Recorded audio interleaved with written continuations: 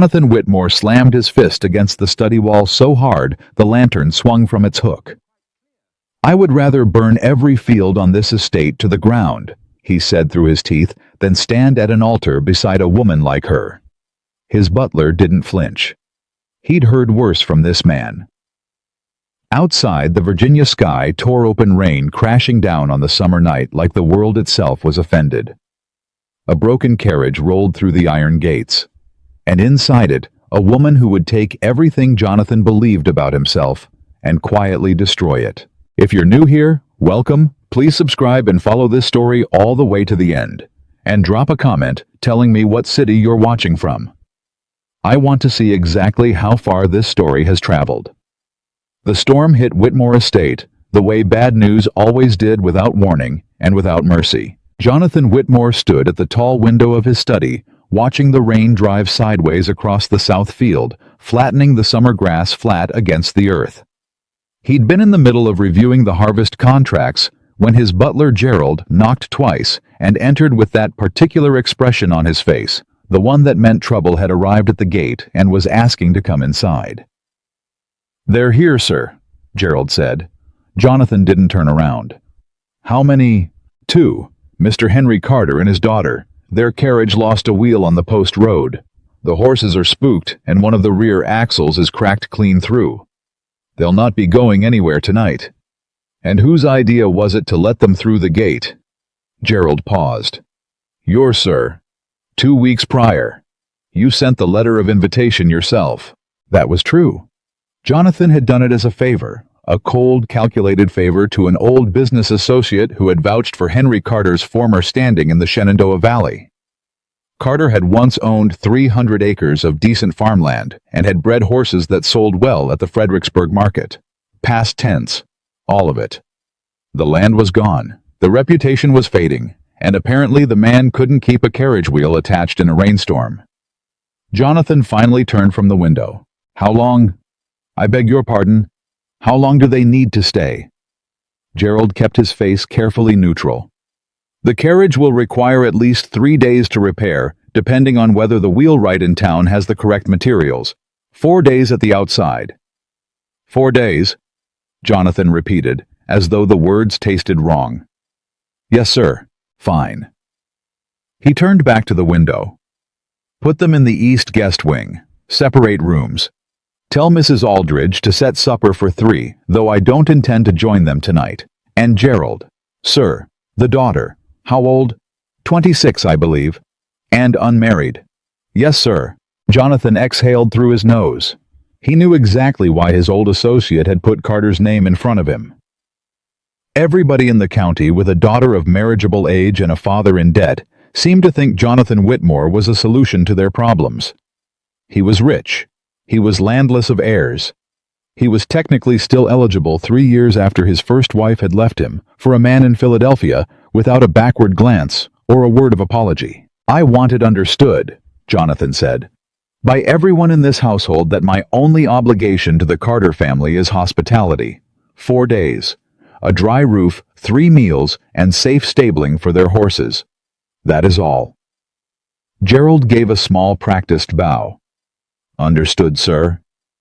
And Gerald, "Sir, if Miss Carter attempts to corner me in conversation about anything that isn't livestock or weather, I want to be occupied.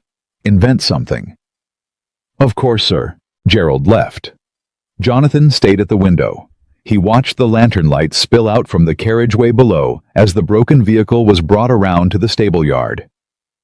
He could see figures moving in the rain, 2 of his stable hands, a footman with an umbrella, and then 2 passengers climbing stiffly out of the damaged carriage. The older one, the father, moved slowly, carefully, a man aware of his own fragility. He reached back to help his daughter down.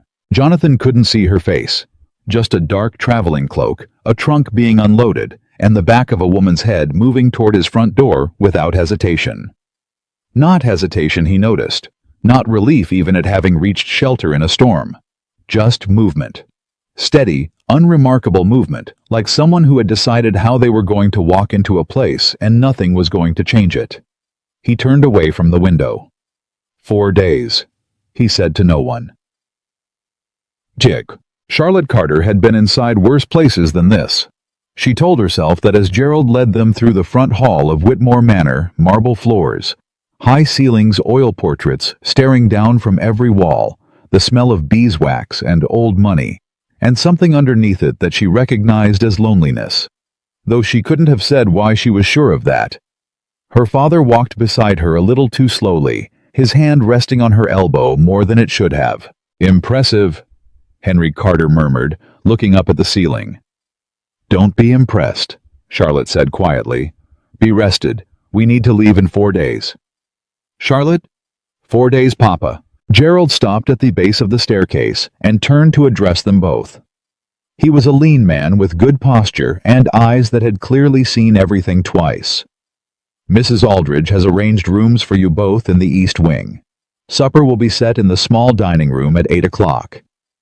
Mr. Whitmore sends his regrets he has business this evening and will not be joining you tonight." Henry Carter nodded graciously. "Please extend our gratitude to Mr. Whitmore for his generosity." "Of course, sir." Charlotte said nothing. She was looking down the far hallway, where a set of back doors stood ajar, and through the gap she could see the faint glow of stable lanterns through the rain. Her trunk was still out in the carriageway.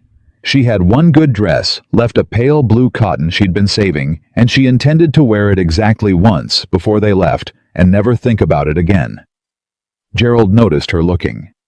"Is there something you need, Miss Carter?" "Our horses," she said. "We traveled with two, a gray gelding and a bay mare. I want to make sure they've been brought in out of the rain and properly stabled." "Our stable hands will see to it, miss." "I'd like to check myself, in the morning." Gerald hesitated. Not rudely, more the hesitation of a man who was deciding which instruction outweighed which other instruction. "I'll let Mr. Whitmore know of your request." "You don't need to bother him," Charlotte said pleasantly. "I'll find the stable myself." Her father cleared his throat. "Charlotte, I'm sure Mr. Whitmore's staff is perfectly capable," Charlotte agreed. "I'd still like to check." Gerald studied her for a moment. Then something that was not quite a smile moved across his face. "I'll have one of the boys show you out in the morning, Miss Carter. Before breakfast, if you like." Before breakfast would be perfect. She followed him up the stairs. Supper in the small dining room was quiet. Henry Carter ate gratefully and spoke very little, which Charlotte was glad for. She wasn't hungry. She sat with a piece of bread she didn't particularly want, and a glass of water she drank slowly, looking at the candle in the center of the table and going through for perhaps the 100th time in the last 2 months the numbers. The debt to Alderman Pruitt, $400. The remaining value of the Carter property, enough to cover it if they sold the back pasture and the creek lot. What that would leave them: the house, the garden, her father's horse, and her own mare, Bess, and enough to live on for perhaps 2 years if they were careful. What it would not leave them any margin for another bad season. Another illness. Another thing going wrong. She pressed her thumb against the edge of the bread knife and made herself stop counting. "He didn't come," her father said. "No, that's deliberate." "Probably." Henry Carter was quiet for a moment. Then carefully, "I want you to know, Charlotte, that nothing is required of you here. Nothing. I want to be very clear about that." She looked at him.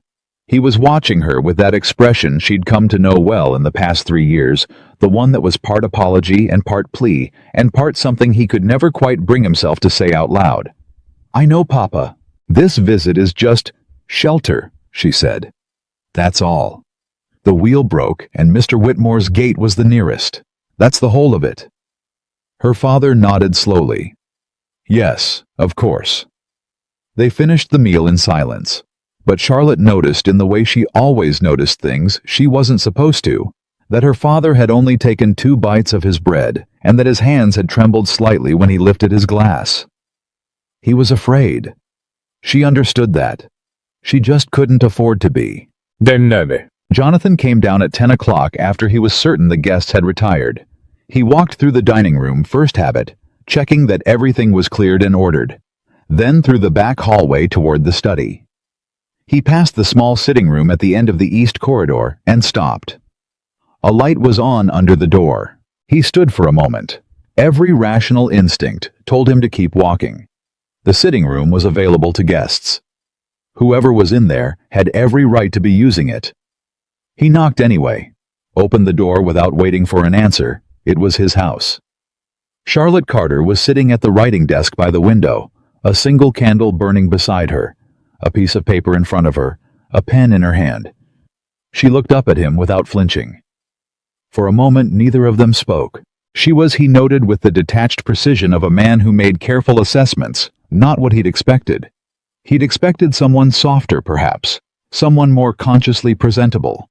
Instead, she was direct-faced, dark-eyed, with calloused hands wrapped around a pen that she hadn't put down when he walked in. "Mr. Whitmore," she said. Not a question, not a greeting exactly, just identification. "Miss Carter." He looked at the desk. Writing to someone, making a list, at 10 o'clock at night. "Numbers don't wait," she said. He should have left. He stood in the doorway instead. "And what numbers are keeping you up?" She met his eyes steadily. "Mine," she said. It was the clearest possible signal that the question was unwelcome, and he took it exactly as intended. He was about to step back, about to say something dismissive and leave, when she spoke again, not inviting him in exactly, but not closing the door either. "We won't be a burden to your household," she said. "I want you to know that. 4 days will be gone. My father will rest, the carriage will be repaired, and we'll be out of your way." Jonathan leaned one shoulder against the doorframe. "You speak very plainly." "Is that a problem?" Most women in your position would spend some effort at pleasantness. Something shifted in her expression. Not anger exactly. More like someone who had heard a thing too many times and was choosing carefully not to respond to it the way they wanted to. "I find pleasantness is very effective when it's honest," she said. "I'll be pleasant when I have something pleasant to say." He studied her. "Your list," he said. "Is it money?" A pause. Then, "It's always money." "Is the debt serious?" "Mr. Whitmore," she said very calmly, "I appreciate the shelter you've provided. I don't require anything else from you, certainly not financial inquiry." He pushed off the doorframe. "Fair enough." He turned to go. "The gray gelding," she said behind him. He stopped. "Our gray gelding, Nelson. He's been favoring his left foreleg for the last 2 days. It's not serious yet, but if your stable hands don't know to keep him off hard ground, it could become serious. I'd appreciate it if you let them know." Jonathan turned back. "I'll tell Gerald." "Thank you." He looked at her for another moment. The candle threw half her face in light and half in shadow, and she was already looking back at her list pen, moving again, entirely unbothered by his presence or his departure. He walked back to his study. He did not, for the first time in several years, fall asleep quickly. Morning came clear and brutal with heat. Charlotte was in the stable by 6:30. She'd found it easily enough, followed the smell of hay and horses the way she always had, back to the first time she'd ever understood that animals made more sense to her than most people. The stable at Whitmore Estate was impressive. She'd grant him that. 12 stalls, clean bedding, fresh water in every trough, and the smell of well-kept animals and good organization. She found Nelson in the 3rd stall on the left eating. She ran her hands down his left foreleg, carefully checking the heat, the tension in the tendon. He turned his head and pushed his nose against her shoulder, which was his version of hello. "I know," she told him. "I know, baby. You're all right." She was still crouched beside him, examining the hoof, when a voice came from the entrance behind her. "You said before breakfast." She didn't startle. She finished checking the hoof set, the foot down, gently straightened, and turned. Jonathan Whitmore stood at the stable entrance in his shirt sleeves, no jacket, no cravat, just a white linen shirt and dark trousers and boots, like he'd dressed quickly and with no particular concern for impression. He looked different in the morning light, harder in some ways, more human in others. "I did," she said. "It's before breakfast," he said. "I noticed." He walked in, hands loose at his sides, and stopped a few feet away. He looked at Nelson. How's the leg? Better than I feared. There's some heat in the tendon but no swelling. He needs 2 days off hard ground, and whoever shoes him next should take a closer look at the left rear as well. There's slight unevenness in the wear that's throwing his gait. Jonathan looked at her. You trained under someone, or came to it yourself? My grandfather, she said. He bred quarter horses in the valley. I spent every summer with him from age 7 until I was 16. And after 16, my mother died. I came home to run the household. She said it plainly without self-pity, the way someone states a fact they've had a long time to make peace with. Jonathan was quiet for a moment. I'm sorry, he said. He sounded like he meant it, which surprised her. Thank you. He walked further into the stable, moving with the easy confidence of a man entirely at home in this space. He stopped outside the 5th stall, where a dark bay mare stood, large-bellied and restless, shifting her weight from foot to foot. Charlotte looked at the mare and felt something tighten in her chest. She's close, she said, before she decided to say anything. Jonathan glanced at her. How close? Charlotte walked to the stall, laid her palm flat against the mare's side. The animal trembled once, not in fear, but in that specific way that meant the body was preparing itself for something it had been waiting to do. Days, Charlotte said. Maybe less. Who's your veterinarian? Dr. Fellow's in town, 12 miles. Does he know she's near term? He was out 3 weeks ago, said she had time. Charlotte pressed her lips together. He was wrong. Jonathan crossed his arms. You're certain? I've helped birth 11 foals, she said, meeting his eyes. I'm certain. Silence fell between them. It wasn't uncomfortable exactly. More like two people each doing rapid calculations about the other and neither ready to show the results. I'll send for Fellows today, Jonathan said finally. Do that, Charlotte said. But I'd also suggest someone stays with her overnight. She shouldn't be alone. I'll arrange it. Charlotte stepped back from the stall. The mare watched her go with soft, dark eyes. What's her name? Charlotte asked. Iris. She's beautiful. Something moved across Jonathan's face, quickly gone almost before it registered. Yes, he said. She is.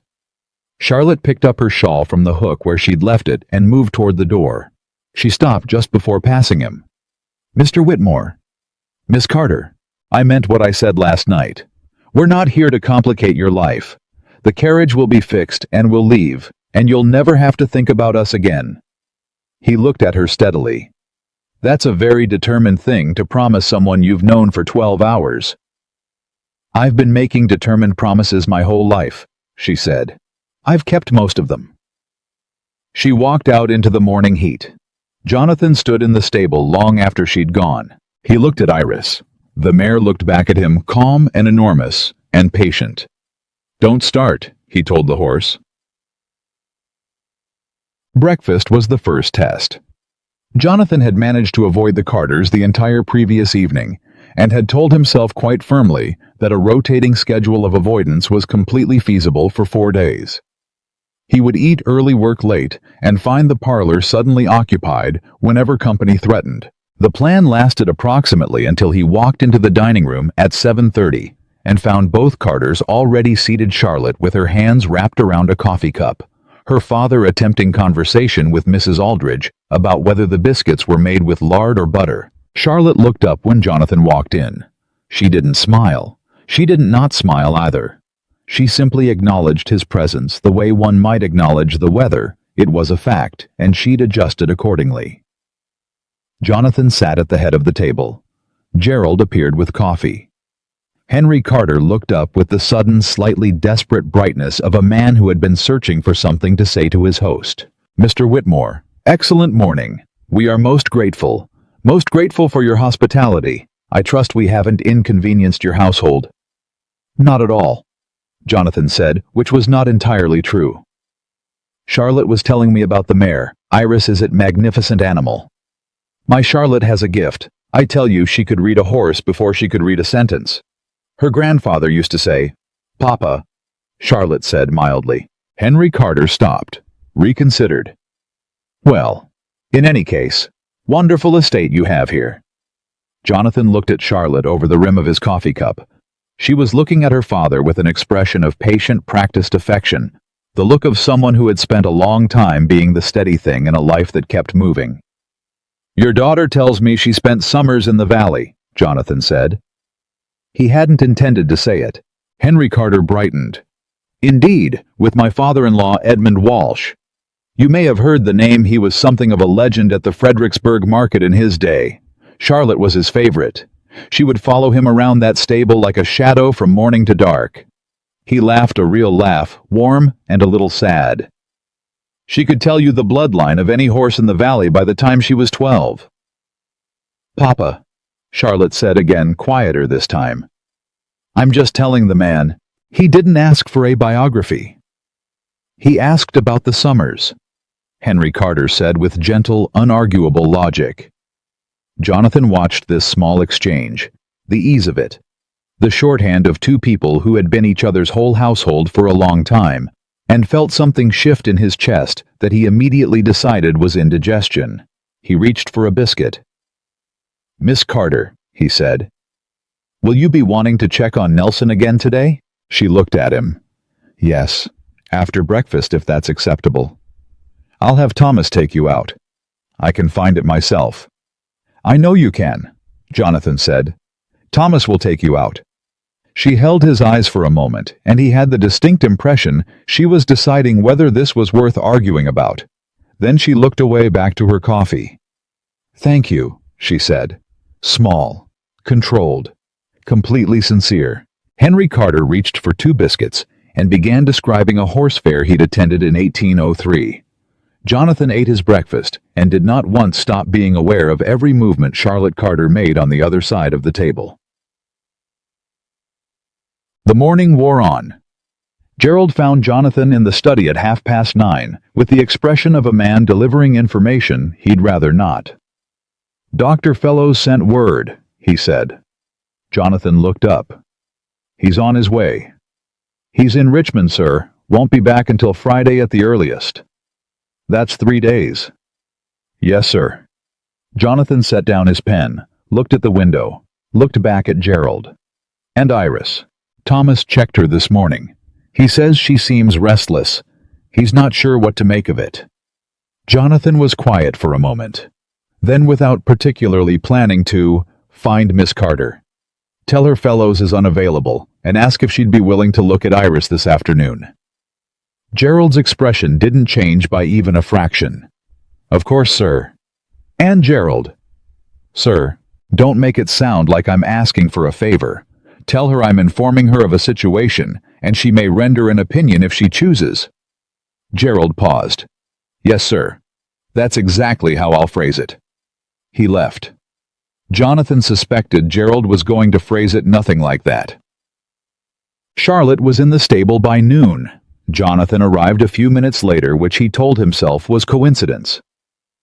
She was standing outside Iris's stall watching the mare, her arms folded, and her expression focused in a way that had nothing performative about it.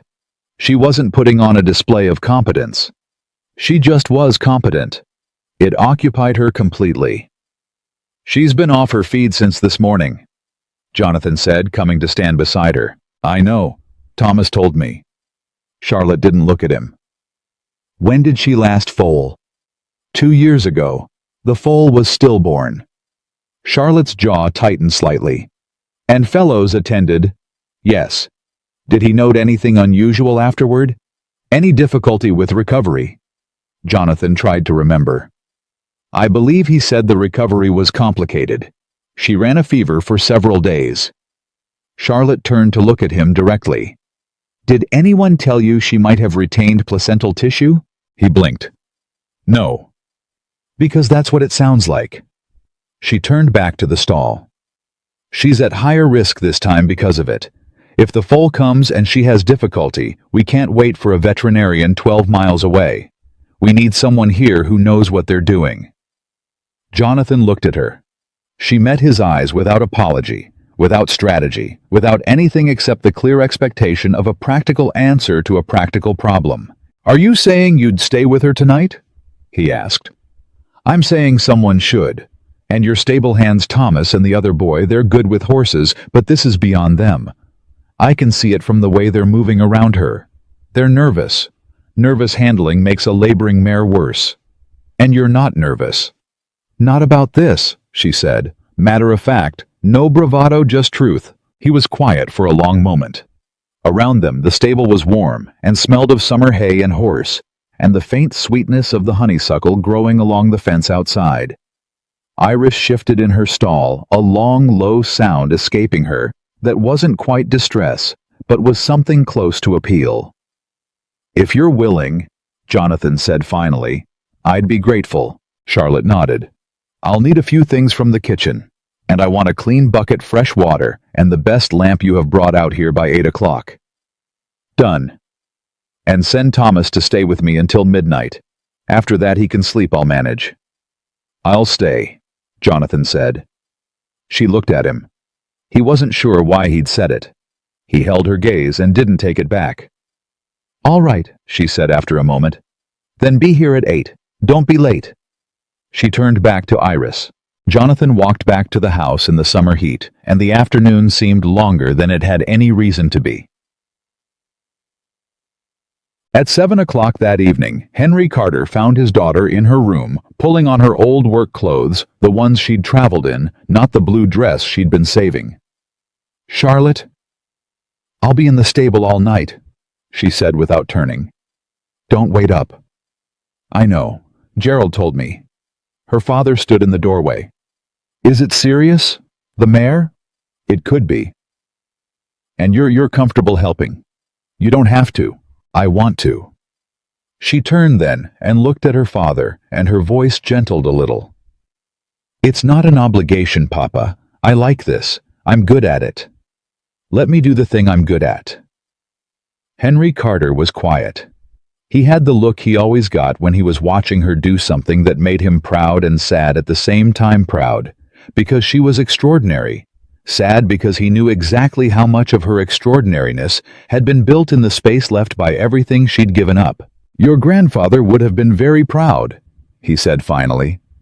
Charlotte smiled, quick and real. Go to bed, Papa. Sleep the whole night through. I mean it.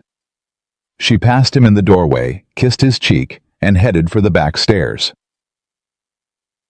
The stable at night was a different world, quieter, larger somehow, with the dark pressing against the lantern light and the horses breathing in their stalls like a kind of slow music.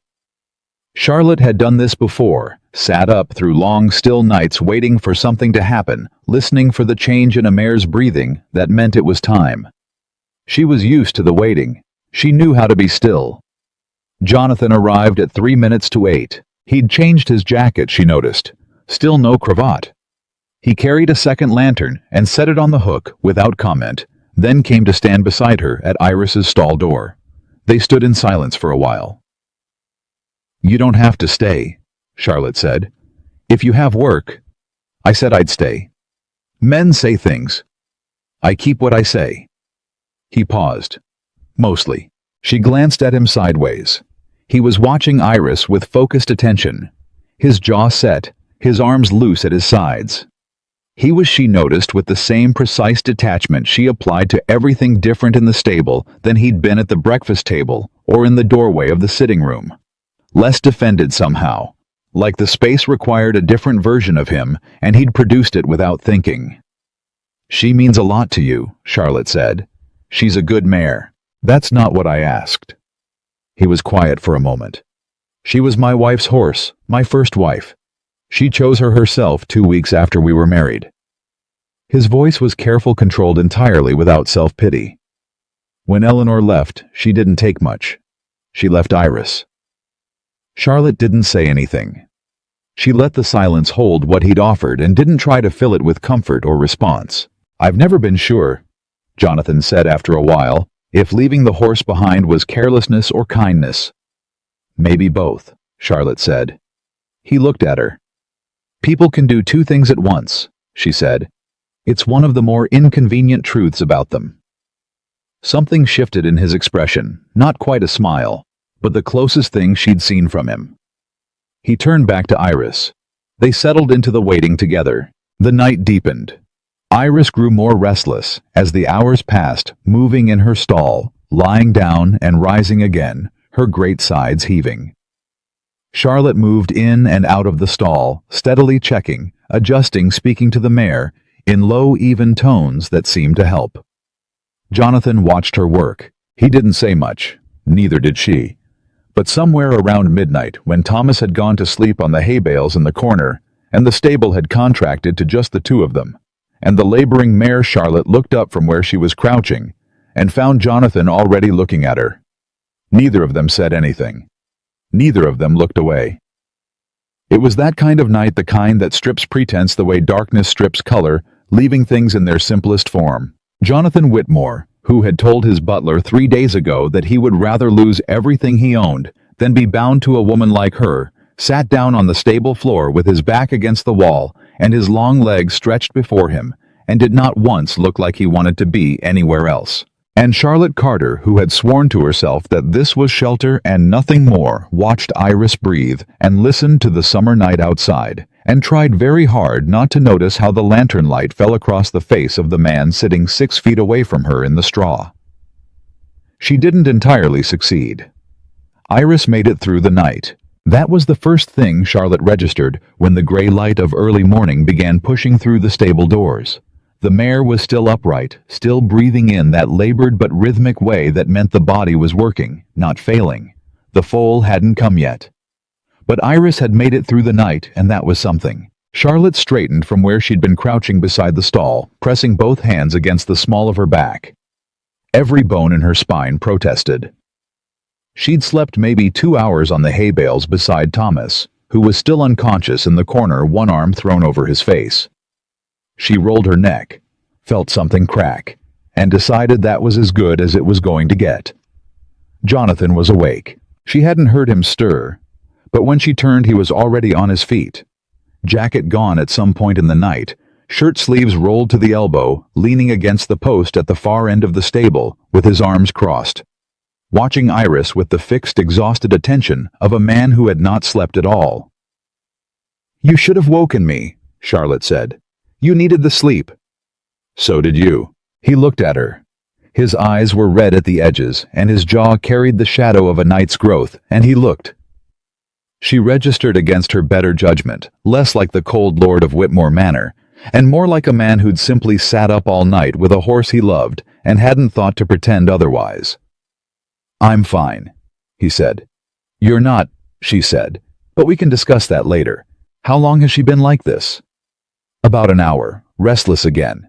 She was quiet until around 4. Charlotte moved to the stall, laid her hand on Iris's side, pressed carefully. The mare shifted, turned her head, and made the low sound she'd been making since midnight. Not a cry, not distress exactly, but an appeal, a reaching. "She's close," Charlotte said. "Closer than last night. It could be this morning. And if Feloise doesn't come..." She glanced at him over her shoulder. "Then we do it ourselves." He held her eyes. "Can you?" "I already told you I could," she said. Not unkindly, just steady. "That hasn't changed." He nodded once. Whatever he'd been holding in his jaw released slightly. He pushed off the post and came to stand at the stall door beside her, and the two of them stood there in the early morning half-dark watching Iris breathe. And the silence between them was different than it had been 24 hours ago. Softer at the edges, more honest. Thomas woke up, saw them both standing there, made a strangled noise, and launched himself upright with hay in his hair and panic on his face. "Is she, did I miss?" "She's fine," Charlotte said. "Go get clean water and fresh hay, and ask Mrs. Aldridge for something hot from the kitchen." Thomas left at a near run. Jonathan watched him go. Then quietly, "You're good with people." Charlotte looked at him. "I mean it," he said. "You gave him a task instead of letting him feel guilty. That was..." He paused. "That was generous." She turned back to Iris. "It was practical. A guilty stable hand is a useless stable hand. Most people wouldn't think of that. I grew up managing a household with a father who felt guilty about most things," she said. Her voice was measured, not cruel. You learn to redirect guilt into usefulness. It's better for everyone." He was quiet for a moment. Then, "Your father. Is the situation as serious as I think it is?" The question was direct, plainer than she'd expected from him. She considered not answering. She'd been not answering that question in polite society for the better part of a year, deflecting and redirecting and managing the appearance of things. But there was something about 20 hours in a stable that made pretense feel like too much effort. "We owe $400 to a creditor in the valley," she said. "We have land we can sell to cover it. After that—" She stopped, adjusted. "After that, we'll manage." $400, Jonathan said. "And the land you'd sell, what does it leave you?" "Enough." "Charlotte." She turned at the sound of her name. He hadn't used it before she realized. He'd been careful about that. Miss Carter, correct and distant. But now her name was just sitting there between them in the stable air, simple and undefended. "Enough to live carefully," she said. "Papa will still have the house. I'll still have Bess. We'll be all right." "What about you?" he said. "Not your father. You.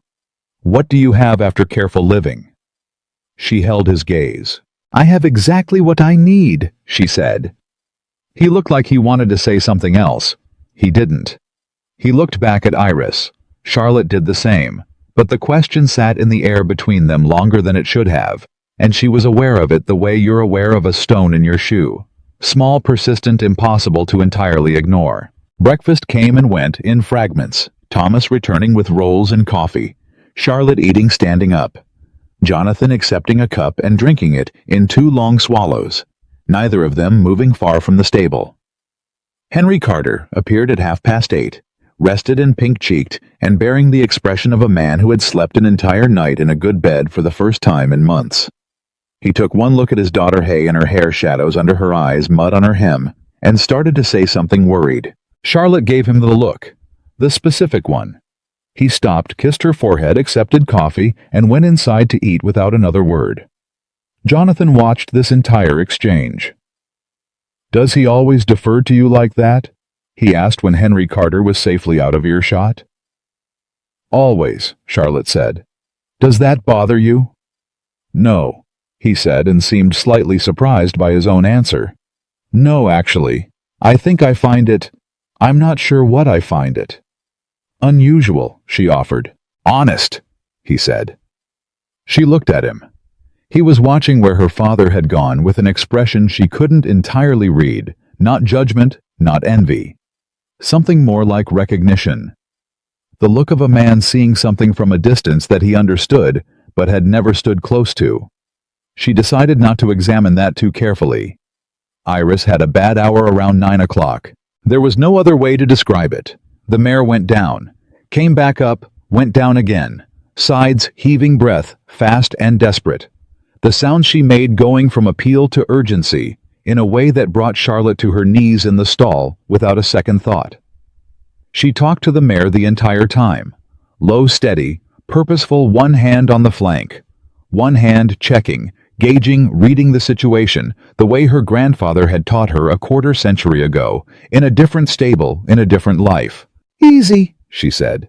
"Easy, sweetheart. I've got you. You're doing it right, just like that." Jonathan stood at the stall door and did the hardest thing Charlotte had ever watched a man do. In a crisis, he stayed still. He didn't intervene, didn't offer unhelpful direction, didn't let his obvious fear turn into the kind of frantic action that would have made everything worse. He stood at the door with his hands gripping the wood until his knuckles went pale, and he trusted her. She was aware of that. She let it matter. "Jonathan," she said without looking up. He was at her side in 2 steps. "Here," she said, and guided his hands to where she needed them, supporting the mare's weight, steady pressure, exactly where she told him. "Hold there. Don't let her roll. If she tries to go down again, you hold right there and talk to her." "What do I say?" "Anything real," Charlotte said. "She doesn't understand words. She understands whether you're afraid or not. Don't be afraid." He leaned down close to Iris's head, one large hand flat against her neck, and said quietly, "You're all right, Iris. You've done this before. You remember how this goes. You're going to be fine." His voice was low and rough and completely genuine. Iris's breathing steadied. Charlotte worked for the next 40 minutes without stopping, without looking up more than necessary. Every part of her attention locked on the task. Jonathan stayed exactly where she'd put him, and did exactly what she asked, and somewhere in the middle of it, Charlotte registered distantly that she hadn't had a partner like this in... She couldn't remember how long. Someone who listened. Someone who stayed. The foal came at 10:20. It was fast, at the end, suddenly urgently fast, the way these things always went, and then there was a new animal in the stall, dark and wet and indignant about its existence, and Iris was turning to look at it with the enormous, immediate, unreasonable love that mares had for foals, and Charlotte sat back on her heels and breathed for the first time in what felt like an hour. "Is it?" Jonathan's voice was strange. "She's fine," Charlotte said. "The foal's fine. It's a filly. Look." He looked. She watched him look.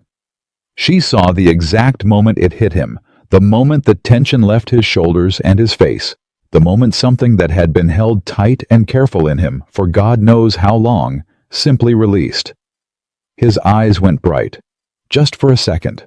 Just long enough for her to see it. He turned away. "Jonathan," she said softly. "I'm fine." His voice came out rough. "I know," she said. "It's still a lot." He didn't answer. He kept his face turned away from her for another moment, and she let him have that without comment, without witness, the way she'd have wanted someone to let her have it if the situation were reversed. When he turned back, he was composed again. Mostly. There was still something open in his expression that hadn't been there before, something that hadn't closed back up the way those things usually did. "Thank you," he said. She looked at him steadily. "You helped. I held a horse and tried not to panic."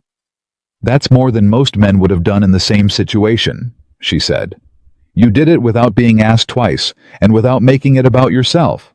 That counts." He stared at her. "What?" she said. "Nothing." He looked back at the foal who had found her legs in the halting, glorious, comic way of newborn horses, and was attempting to stand with the optimism of something that has never been told about failure.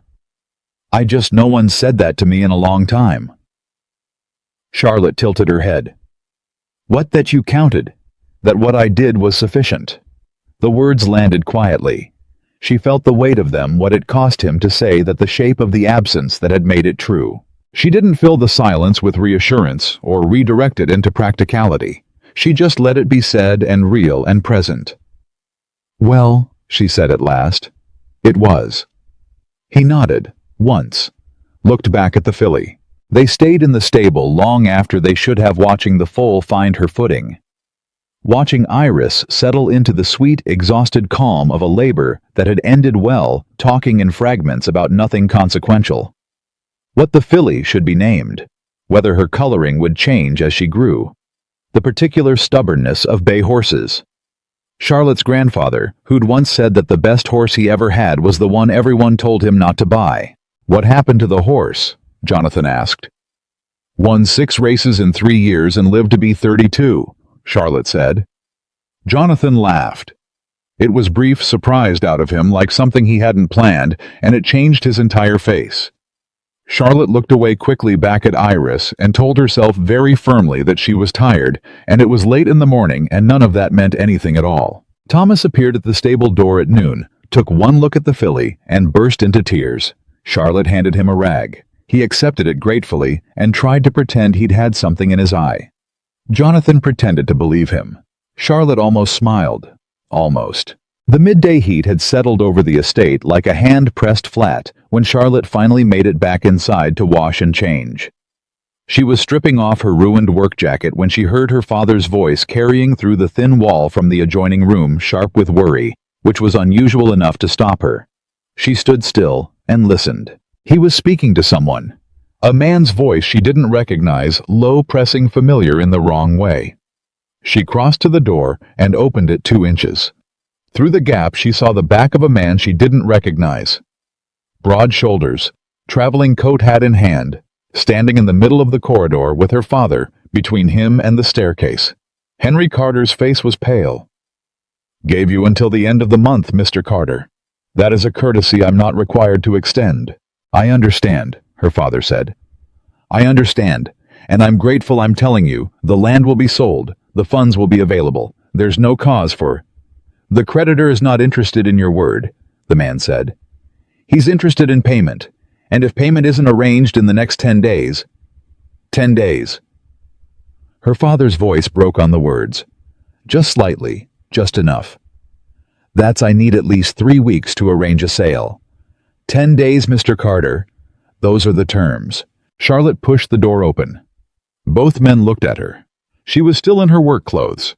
She was dirty and exhausted, and she had spent the last 18 hours in a stable, and she was absolutely not going to stand in a hallway and let a debt collector talk to her father like that. "Who are you?" she said. The man's eyes moved over her once the way certain men looked at women they'd decided not to take seriously. "I'm here on behalf of Mr. Pruitt. This is a private—" "This is my father," she said, "and this is Mr. Whitmore's house, and you are neither invited nor welcome." She kept her voice even. Quiet even. The way her grandfather had taught her to handle a spooked horse, no raised voice, no wild movement, just complete and immovable steadiness. "Whatever your arrangement with Mr. Pruitt, you will communicate it in writing through proper channels. You will not come to this address again. And you will leave now." The man looked at her for a long moment. Then he put his hat on his head. "10 days, Mr. Carter," he said, and walked to the stairs and down them and out. The silence he left behind was enormous. Charlotte turned to her father. His hands were shaking. "Papa," she said, and her voice was different now, softer, lower, stripped of the performance. "Look at me." Henry Carter looked at her. His eyes were wet. 10 days, he said. "Charlotte, I the land. Even if we sold tomorrow, the legal process takes—" "I know. I don't know what to do." He said it like a man who had said it to himself 100 times in private, and was finally saying it out loud, and the relief and the shame of it were tangled up together so completely that neither one could move without the other. "I don't know what to do, and I keep thinking that if I can just find the right—" "Papa." She took both his hands in hers.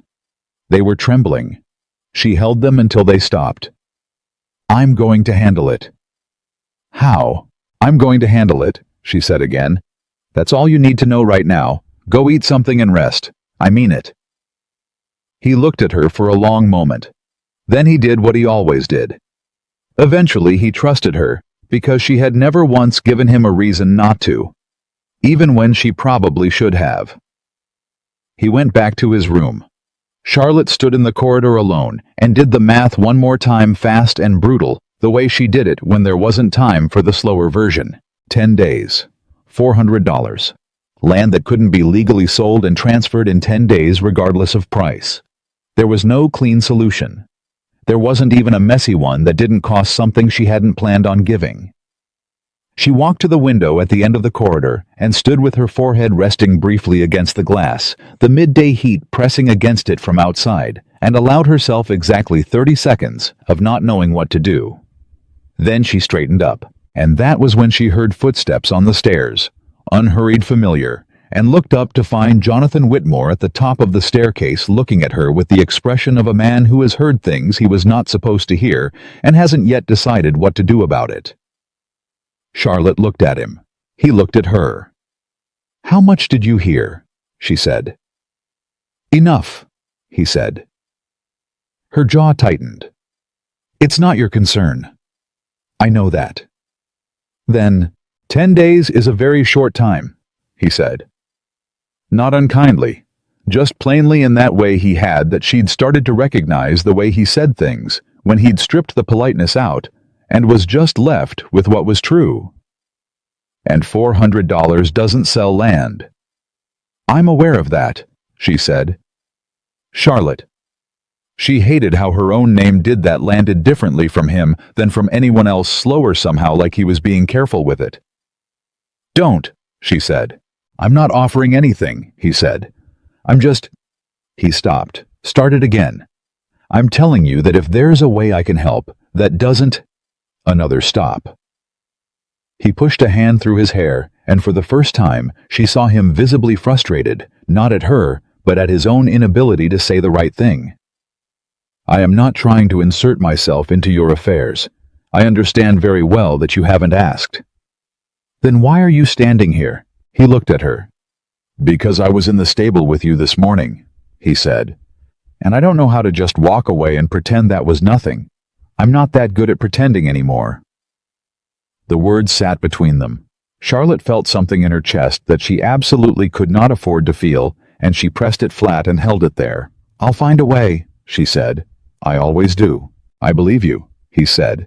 And somehow, that was worse than doubt, the simple direct weight of a man who meant exactly what he said. She moved past him toward the stairs. He didn't stop her. But at the top of the stairs, she paused, and without fully understanding why, she said, "The filly. What are you going to name her?" He blinked at the change. Then slowly, I don't know. I hadn't thought that far. Think about it, Charlotte said. Names matter. She went downstairs. Behind her, she heard him exhale long, slow, the sound of a man recalibrating. She did not let herself look back. The afternoon burned on. Charlotte sat in the small sitting room with her pen and her paper and her numbers, and refused to let herself feel hopeless, which was more difficult than it should have been. She could hear the estate moving around, her servants and the kitchen horses in the stable, the distant sound of Gerald's precise voice issuing some instruction. The ordinary machinery of a life that was not hers and never was going to be. She told herself that, firmly, repeatedly. At 3 o'clock, Gerald appeared at the sitting room door. Miss Carter, Mr. Whitmore's asked if you'd join him in the study at your convenience. She looked up. Did he say why? He mentioned something about the filly, and I believe the horses in general. She set down the pen. Tell him 10 minutes. The study was not what she'd expected. She'd expected she wasn't sure. The room of a man who wielded authority decorated to show it. What she found was a room that was actually worked in papers, stacked with clear system books open and marked at multiple places. A desk that had seen years of use. The window behind it was open, and the summer air moved through without permission, lifting a page here and there. Jonathan was standing at the bookshelves when she came in, pulling a volume out and turning it over. Horse lineage records, he said without turning. I've been looking through them. Iris's bloodline goes back 4 generations on the estate. He turned and held the book out to her. I thought you might be interested. She came forward and took it, opened it. The handwriting inside was meticulous, date after date, mare after mare, each foaling recorded with careful notation. You kept these yourself, she said. My father started them, I continued. She looked up. You care about this, she said. More than you show. He sat on the edge of the desk. Is that surprising?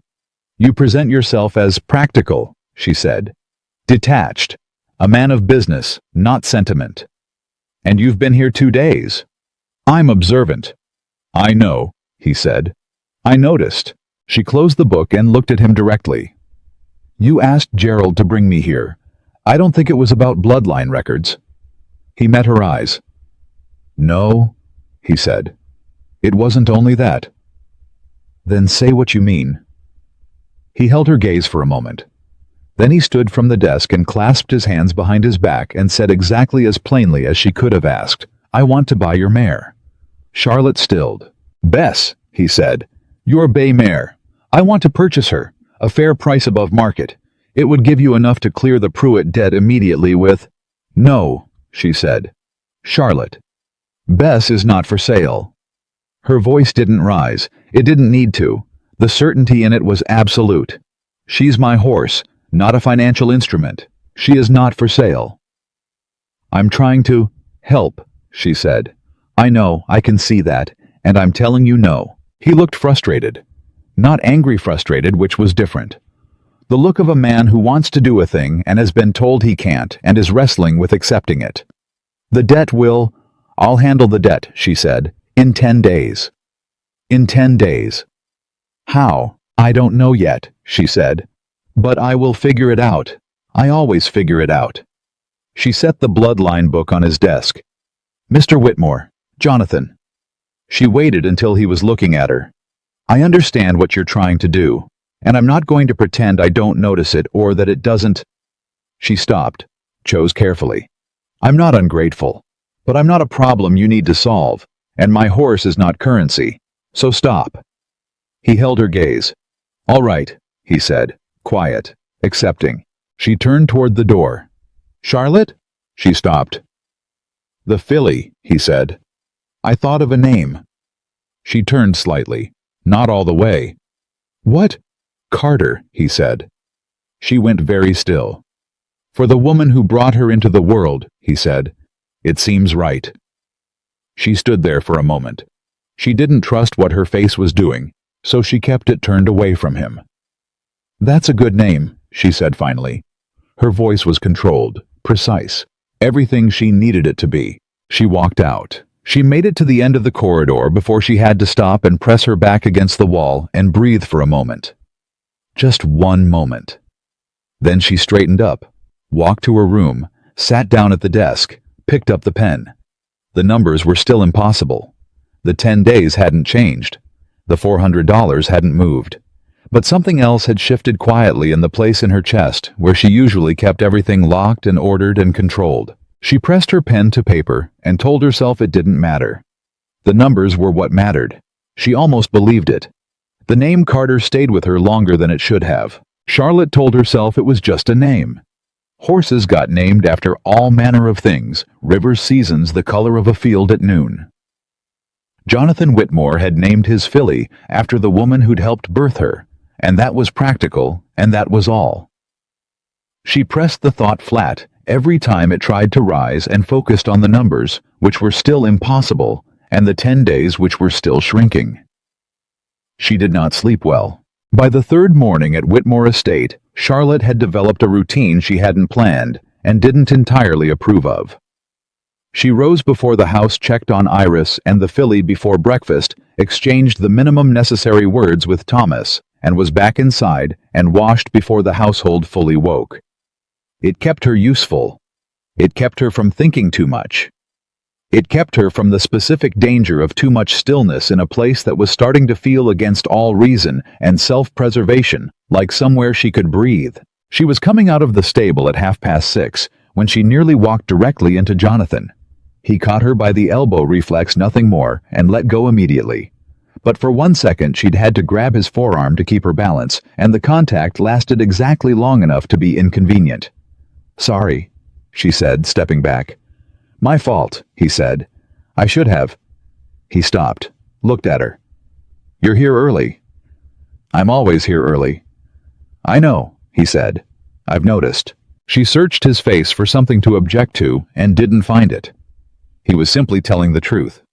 He'd noticed.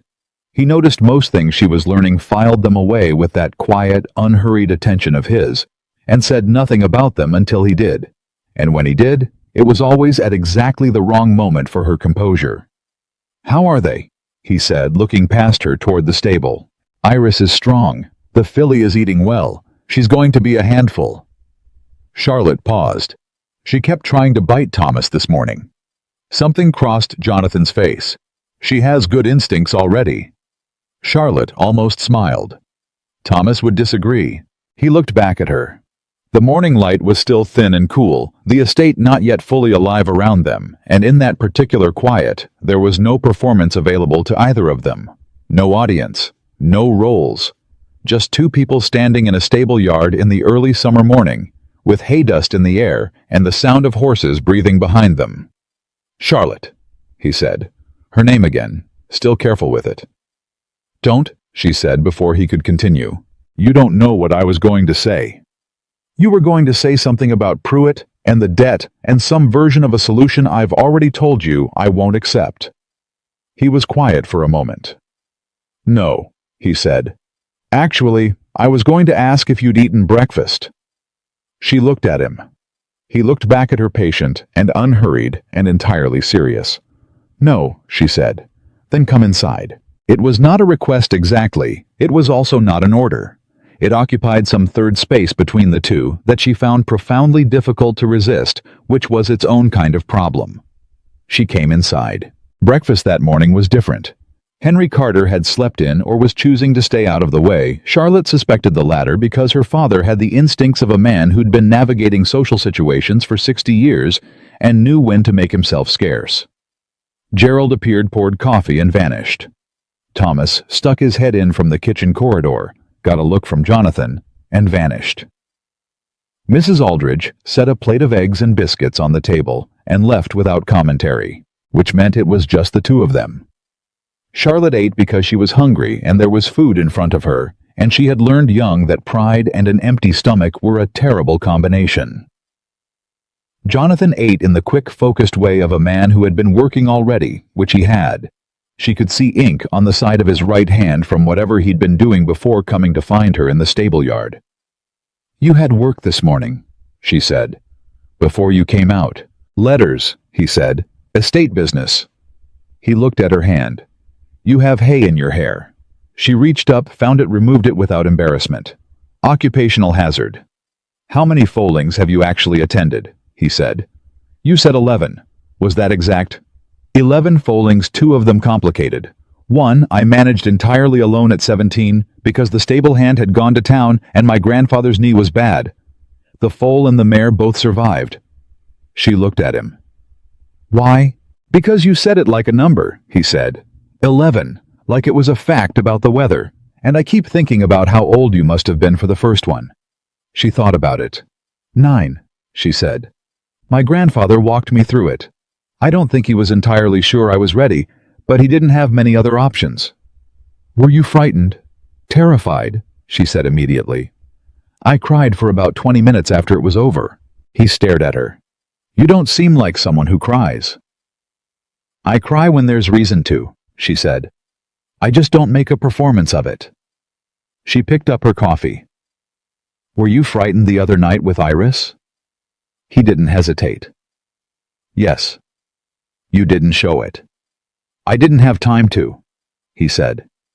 "You didn't give me time to." "That was intentional," she said. "Fear is contagious in a foaling stall. The mare reads it." He looked at her steadily. "You were managing me." "I was managing the situation," she said. "You were part of the situation." He absorbed this. She thought he might be annoyed. Instead, slowly the corner of his mouth moved. "Most people don't admit to that. Most people don't know when they're doing it," she said. "I usually know." "Do you know you're doing it now?" he said. She looked at him over the rim of her coffee cup. "What do you think I'm managing now?" "I think," he said carefully, "that you're keeping this conversation exactly as practical as you need it to be." The words landed with precise accuracy. She set her cup down. "That's a very perceptive thing to say." "I'm not entirely without perception." "I know," she said. And then, because the morning was still thin and quiet, and there was no audience, and she was tired from 2 days of managing everything including herself, "That's the problem." She said it before she'd decided to say it. She heard it land in the air between them and watched him hear it too, the slight shift in his stillness, the thing that moved through his eyes, and then settled. He didn't say anything. Neither did she. After a moment, she stood and took her plate to the kitchen doorway and called for Thomas and asked him to check on Nelson's foreleg, and by the time she came back, Jonathan had looked away out the window, giving her the privacy of pretending the moment hadn't happened. She sat back down. "Thank you for breakfast," she said. "Thank you for staying with Iris," he said. They finished their coffee in a silence that was not entirely comfortable and not entirely uncomfortable, and somewhere in the middle was something neither of them was ready to name. It was mid-morning when everything went wrong. Charlotte was in the east corridor when she heard the raised voices. One of them, her father's, the other, a voice she recognized from the day before. Her body moved before her mind finished the thought. She was at the top of the stairs in seconds, and what she saw stopped her cold. The man from Pruitt was back. Not the same collector, a different one. Older. Heavier.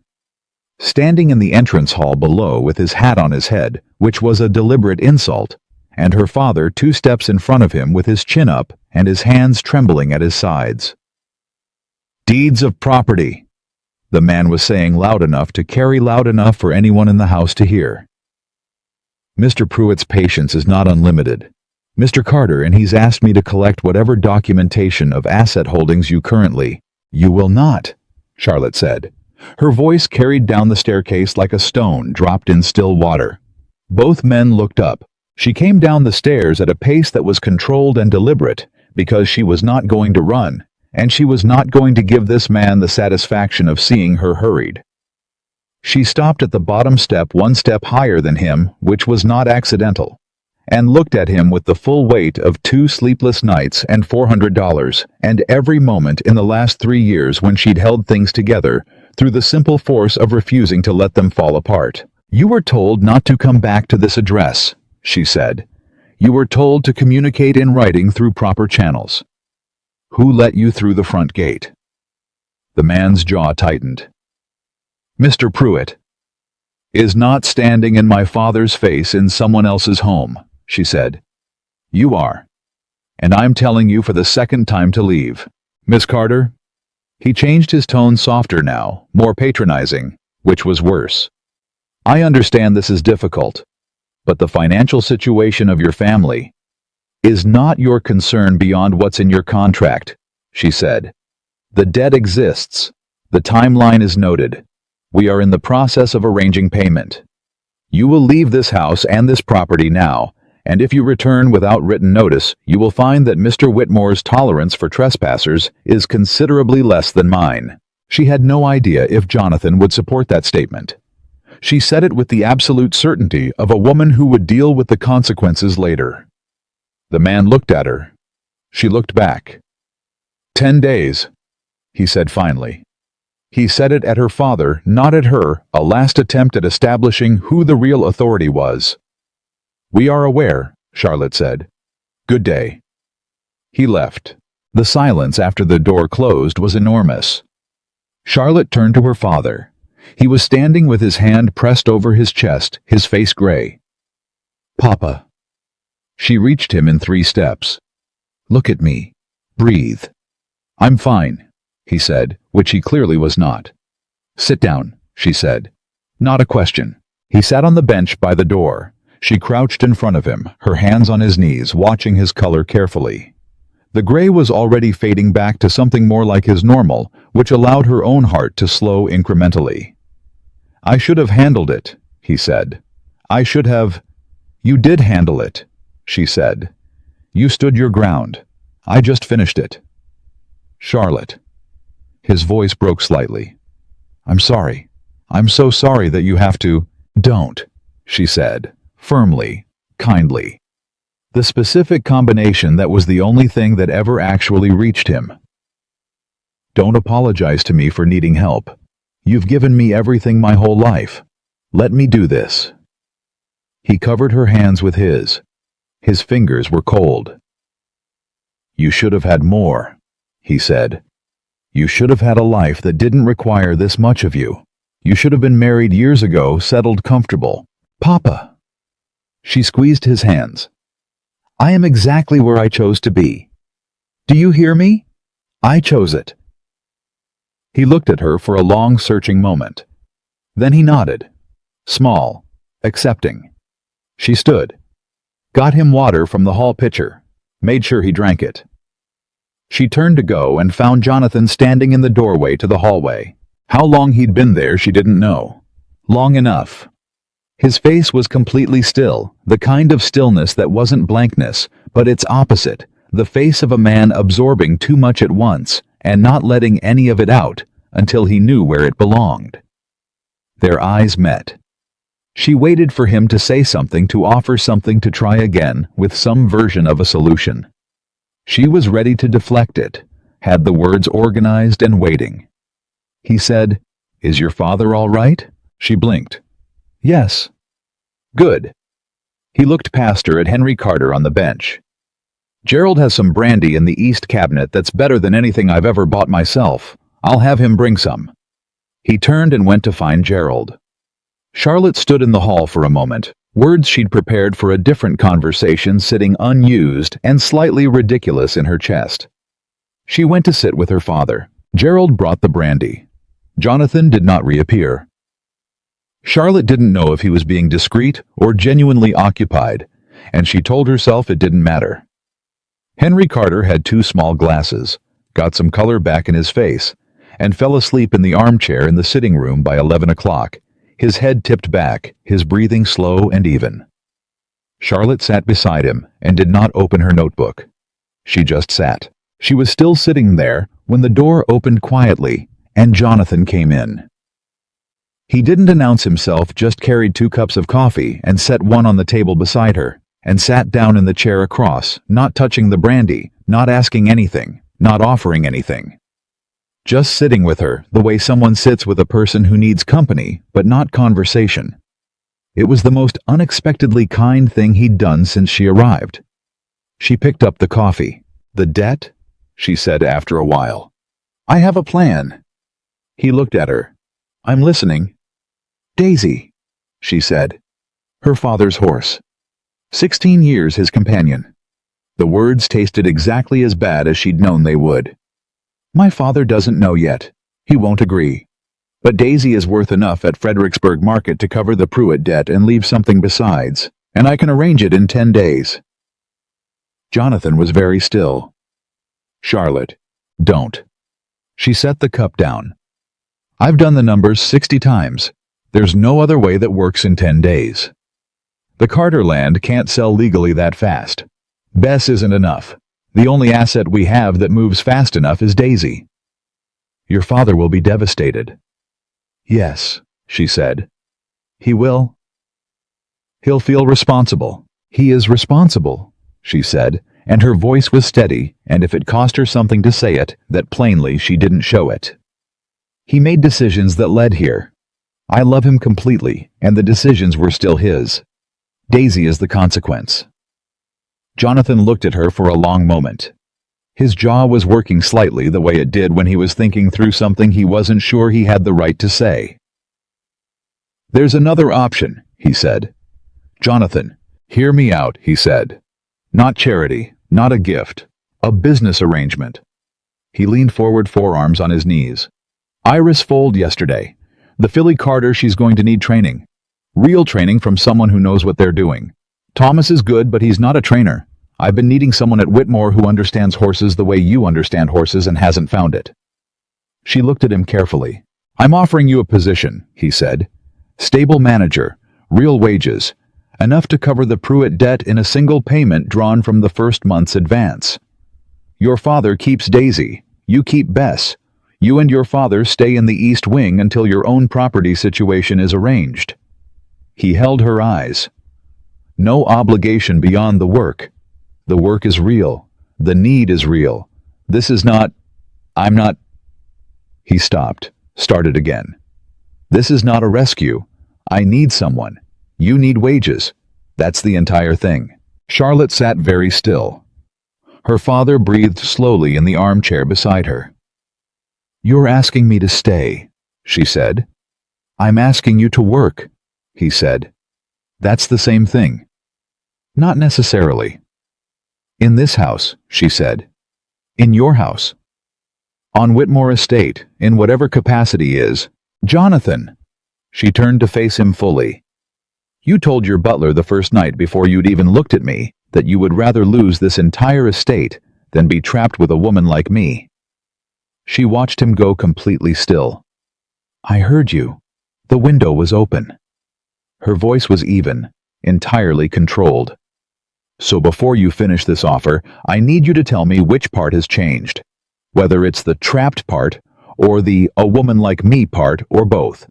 Because I'm not going to walk into an arrangement built on a foundation someone changed his mind about without knowing why." The silence that followed was the loudest thing she'd heard in 3 days. Jonathan didn't look away. He didn't explain or justify or soften. "Both," he said. "Both parts have changed."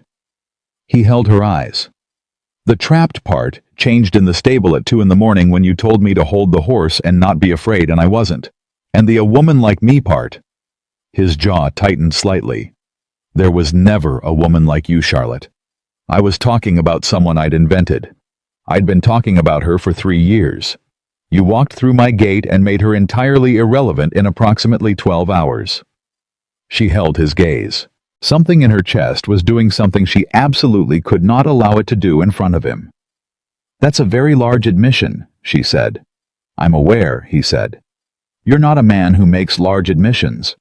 No, he said. I'm not. She looked at him for a long time. She looked at the steadiness of him, the lack of performance, the way he'd said it. Not as a plea, not as a strategy, just as a fact he'd arrived at, and was reporting the same way she reported facts about horses and numbers, and the things she knew to be true. She looked at her father asleep in the chair. At Daisy's absence from that chair in some possible version of the future where she'd had to make a different choice. At the coffee he'd brought her without being asked. At a filly named Carter. I'll need to speak to my father, she said. Jonathan exhaled. Of course. He may refuse. That's his right. And if I take this position, she said, it is exactly what you said. Work. Real work. I manage the stable. I answer to myself on methods and you on outcomes. You don't use the position to manage me. Understood. And Daisy stays. Daisy stays, he said. And Bess. Obviously Bess. She looked at him. He looked back. All right, she said. The words sat between them, small quiet, and somehow the largest thing she'd said in 3 days. Jonathan nodded. Once. Like a man receiving something he'd wanted very much and wasn't sure he'd earned and was going to be careful with. She picked up her coffee. He picked up his. Henry Carter slept on undisturbed, but the conversation wasn't over. That was the part Charlotte hadn't counted on. Because 30 seconds later, the door opened and Gerald appeared with his particular expression, the one that meant trouble had arrived again and was asking again to come inside, and said quietly that there was a visitor in the front hall. Not the Pruitt collector. Someone else. Someone who had given his name as Mr. Alderman Pruitt himself. Jonathan stood up. Charlotte stood up. They looked at each other. I'll handle this, Jonathan said. So will I, she said. He held her eyes for 1 second. Then, all right. They went together. Pruitt was standing in the front hall with the posture of a man entirely used to occupying other people's spaces without invitation, well-dressed, heavy-jowled, holding his hat in a way that managed to be simultaneously respectful of form and contemptuous of everything else. He looked at Jonathan, made his assessment, looked at Charlotte, made a different assessment, and arranged his face into something that wasn't quite a smile. Mr. Whitmore, he said, I apologize for arriving unannounced. I understand you have guests. I do, Jonathan said. What can I do for you, Mr. Pruitt? I believe you may be familiar with my arrangement with the Carter family, Pruitt said. I've had some difficulty. He glanced at Charlotte, communicating with the relevant parties. I thought it might be more productive to speak to you directly. Jonathan's face was completely still. The debt is between your office and Mr. Carter. I'm not a party to it. Of course, Pruitt said pleasantly. But as the Carters are currently your guests, and as you are a man of some standing in this county, I thought perhaps...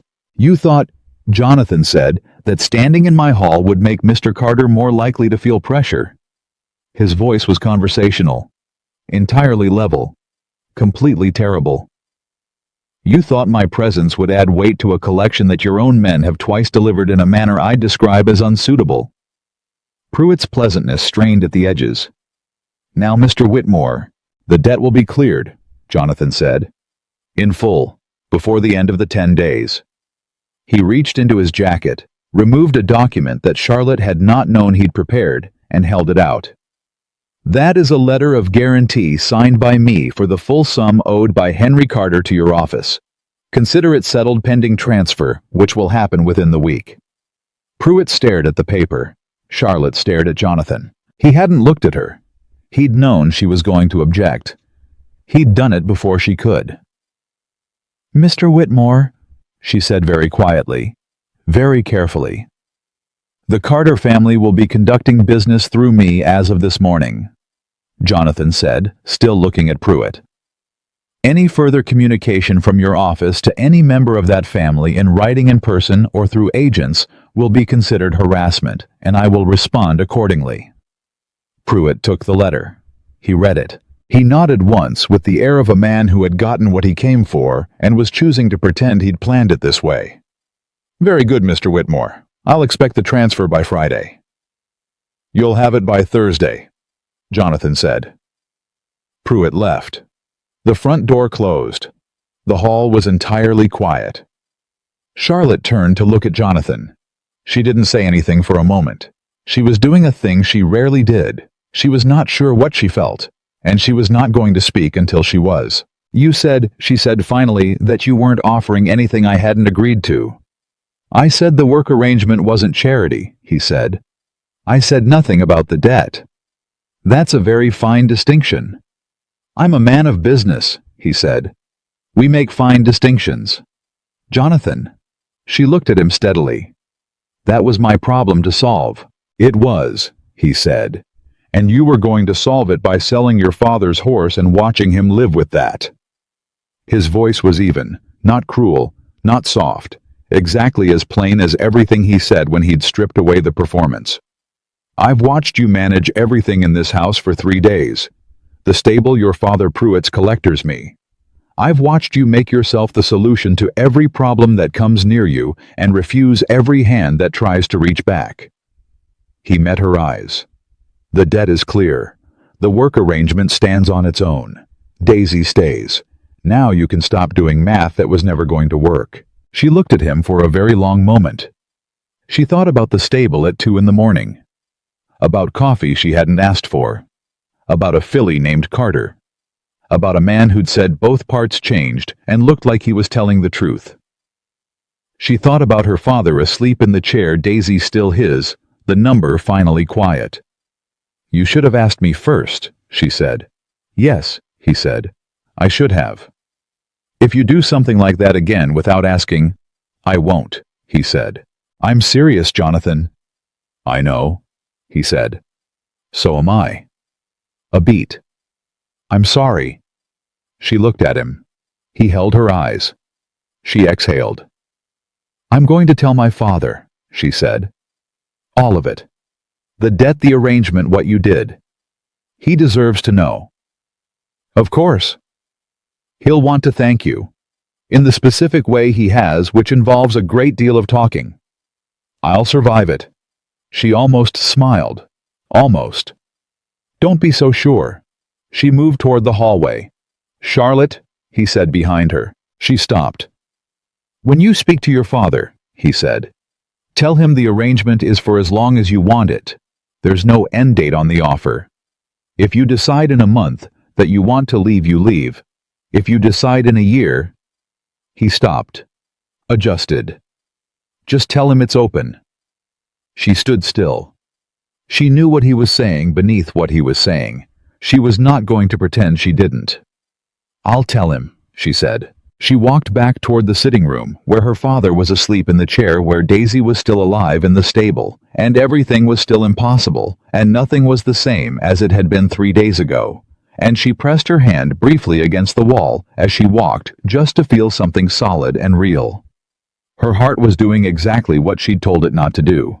She had stopped being able to make it stop. Henry Carter woke from his nap to find his daughter sitting across from him, with her hands folded in her lap, and the particular stillness on her face that had always meant she was about to say something he wasn't going to like. He sat up slowly, looked at her, looked at the empty brandy glass, looked back at her. "How bad?" he said. "It's not bad," she said. "It's just a lot." She told him everything. She started with Pruitt's second man in the corridor, which he hadn't known about, and which made his face go tight and ashamed in a way that hurt her to watch. She told him about the numbers, the 10 days, what she'd calculated, and how. She told him about Jonathan's letter of guarantee delivered in the front hall 20 minutes ago. She did not tell him what she'd almost done with Daisy. She would never tell him that. When she finished, her father sat very still for a long moment.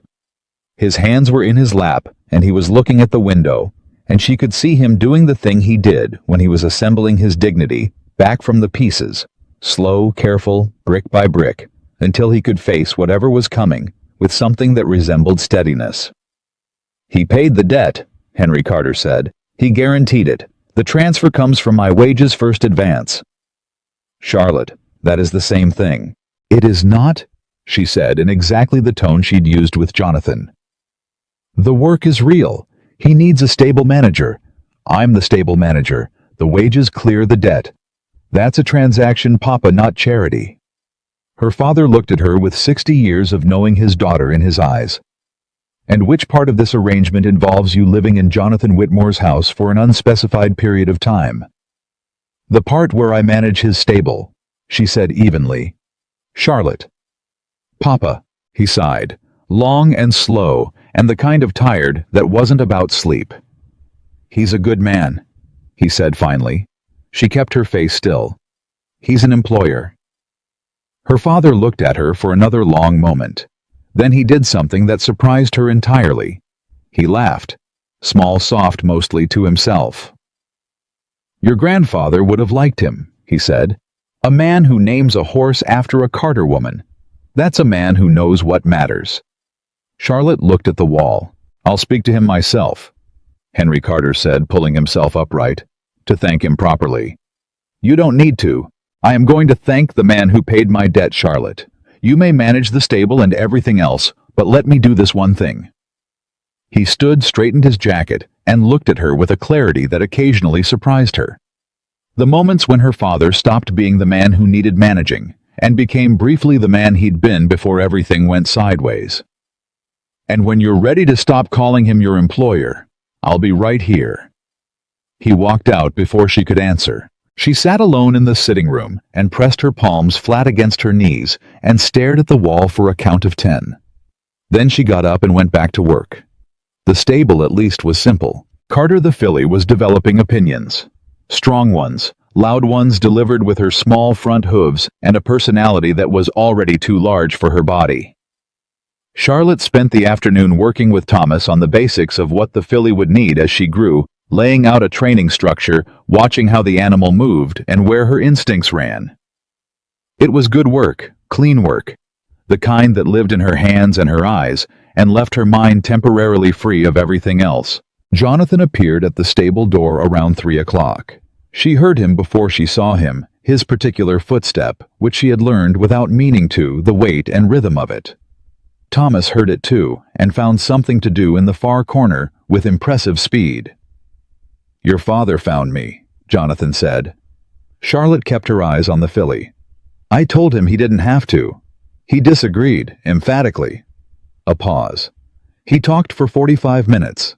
I warned you. You said I'd survive it. You did not say it would take 45 minutes. She looked at him over her shoulder. He looked.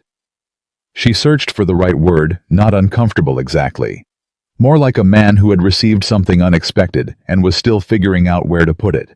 His jaw had that particular set that meant something had gotten through the wall he kept around himself. "What did he say?" she said. Jonathan was quiet for a moment. "He told me about your mother," he said. "How she died, how old you were, what you took over after." Another pause. "He told me you'd refused 3 proposals of marriage in the past 4 years. Each one from men with money and land and prospects." He looked at her steadily. "He told me why." Charlotte turned to face him fully. Thomas had made himself entirely invisible. Carter was investigating the straw with enormous interest in the far corner. "He had no right to tell you that," she said. "No," Jonathan agreed. "He did it anyway. He's your father." "What exactly did he tell you?" "That every man who asked had expected you to leave him," Jonathan said. "To come to a new house, a new life, and leave Henry Carter to manage on his own. And that you looked at each one and calculated how long your father would last without you, and decided the answer was not long enough." The stable was very quiet. Charlotte looked at him. He looked back, no judgment in it, no pity. Just the same clear-eyed attention he'd brought to everything since the night in the stable. The look of a man receiving information and treating it with the seriousness it deserved. "He should have managed on his own," she said. Her voice was steady. "He's a capable man. He just didn't believe it for a while." "And you stayed to make him believe it." "I stayed because I wanted to," she said. "I told you that before. It was a choice. My choice." "I know," Jonathan said. "That's what your father said too." He stepped further into the stable, came to stand at Carter's stall, looked at the filly for a moment. He said this is a direct quote that Charlotte does nothing she doesn't fully choose, and any man who doesn't understand that from the start doesn't deserve a second conversation with her. Charlotte's jaw tightened, not in anger, in something else entirely. "He's embarrassing," she said. "He's right," Jonathan said. She looked at him. He met her eyes without flinching. "I spent 2 days looking at you and seeing the wrong thing," he said. "Not a woman, a circumstance, a guest, a complication." His voice was even plain stripped of everything except the truth of it. "I was wrong. I'd like you to know I understand that I was wrong." The afternoon heat pressed in from outside. Carter sneezed explosively and startled herself, and then looked deeply offended about it. Thomas, somewhere in the back, made a noise he converted quickly into a cough. "You're apologizing," Charlotte said. "I am." "You're bad at it." "Probably," he said. "I don't do it often enough to be good at it." She looked at him for a long moment. At the steadiness of him, the lack of performance. The way the apology sat in him, like something he'd meant to say for 2 days, and was relieved to have finally gotten out. "Accepted?" she said. He exhaled. Just slightly. "Thank you." She turned back to Carter. "Don't make me regret it." "I won't," he said. And the quietness of it, how completely he meant it, was its own kind of thing to manage. She managed it. She was good at that. The evening of the third day brought unexpected visitors. Charlotte was in the east corridor at 7 o'clock when she heard carriage wheels on the approach drive, and something in the specific quality of Jonathan's silence at dinner, a tightness around his mouth, a brief check of the clock, told her this was not unexpected to him, even if it was to her. Gerald appeared at the dining room door. "The Hargrove party has arrived, sir." Jonathan set his fork down. "Tell them I'll be out shortly." He looked across the table at Charlotte and her father. "I apologize. I should have mentioned I have neighbors coming for the evening. The Hargroves. James Hargrove and his wife and—" a slight pause. "His sister, Miss Beatrice Hargrove." Henry Carter looked delighted by the prospect of company. Charlotte looked at Jonathan's face. "Miss Hargrove," she said. Neutrally. "She's an acquaintance," he said. "James is a business associate. The visit was arranged before—" Another pause. "Before your arrival." "Then of course you should attend to your guests," Charlotte said. She began to stand. "We'll eat in the sitting room." "You'll stay at this table," Jonathan said. It came out more firmly than he'd intended. She could see him register that. He adjusted. "I'd like you to stay, if you're willing." Charlotte looked at him. Henry Carter looked between them with the expression of a man very wisely saying nothing. "All right," she said. The Hargroves arrived with the energy of people accustomed to walking into rooms and rearranging them. James Hargrove was broad and loud and not unkind. His wife Margaret was carefully pleasant in the way of a woman who had learned that pleasantness was armor. And Miss Beatrice Hargrove was, Charlotte assessed this in approximately 30 seconds, beautiful, socially precise, and extremely aware of exactly where Jonathan Whitmore was standing at all times. She was also, Charlotte noted, looking at Charlotte with the specific attention of a woman calculating a threat she hadn't been informed of in advance. Charlotte met her eyes pleasantly and gave nothing away. Years of managing difficult situations had made her very good at this. "Mr. Whitmore," Beatrice said, moving to Jonathan's side with the ease of long practice. "We heard nothing from you all week." James was beginning to worry. "Estate business," Jonathan said. "And unexpected guests." He indicated the Carters. "Miss Charlotte Carter and her father Henry Carter. They've been at Whitmore while their carriage is repaired." James Hargrove shook Henry Carter's hand with genuine warmth. Margaret Hargrove gave Charlotte a kind smile. Beatrice Hargrove gave Charlotte a smile of a different kind entirely. "Carter," Beatrice said. "From the valley." "Originally," Charlotte said. "I believe I've heard your name," Beatrice said pleasantly. "From the Fredericksburg market. Something about horses." "I expect so," Charlotte said. "How fascinating." The word was inflected with exactly enough lightness to be impossible to object to. "And you're staying here at the manor?" "The East Wing," Charlotte said. "Of course." Beatrice turned to Jonathan. "You've always been generous with your house, Jonathan." Jonathan looked at Charlotte over Beatrice's shoulder. Just for a second. Something in the look said, "I'm sorry. And also she does this, and also I should have warned you all at once." Charlotte gave him nothing back. Not coldness, just the absence of anything he could read, which was its own kind of message. She turned to James Hargrove and asked him about his horses. He talked for 20 minutes. She listened with genuine interest, asked the right questions, redirected the conversation twice when it threatened to become boring. And by the end of dinner, James Hargrove had declared her the most sensible woman he'd spoken to in years and offered to introduce her to his horse breeder in Richmond. Henry Carter glowed. Beatrice Hargrove watched with a smile that didn't quite reach her eyes. Jonathan watched Charlotte. It was after dinner in the parlor that things shifted. Charlotte was standing with Margaret Hargrove, hearing about her roses, when Beatrice detached herself from Jonathan's side. He'd been quietly and systematically not encouraging her for an hour, and appeared at Charlotte's elbow with the grace of a woman who had timed her approach perfectly. "Miss Carter," she said, "I wonder if I might speak to you privately for a moment." Margaret Hargrove took this as her cue to find her husband. Charlotte turned to face Beatrice fully. "Of course," she said. They moved to the window. Outside, the summer dark had settled over the estate, and the stable lanterns were faint gold in the distance. "I'll be direct," Beatrice said. Her voice was quieter now, lower. The social performance had been set aside. What remained was a woman who was genuinely concerned about something which Charlotte found against expectation more bearable than the performance. "Please," Charlotte said. "Jonathan Whitmore has been my neighbor for 12 years, Beatrice said. "I've watched his first wife leave him. I've watched him close himself off.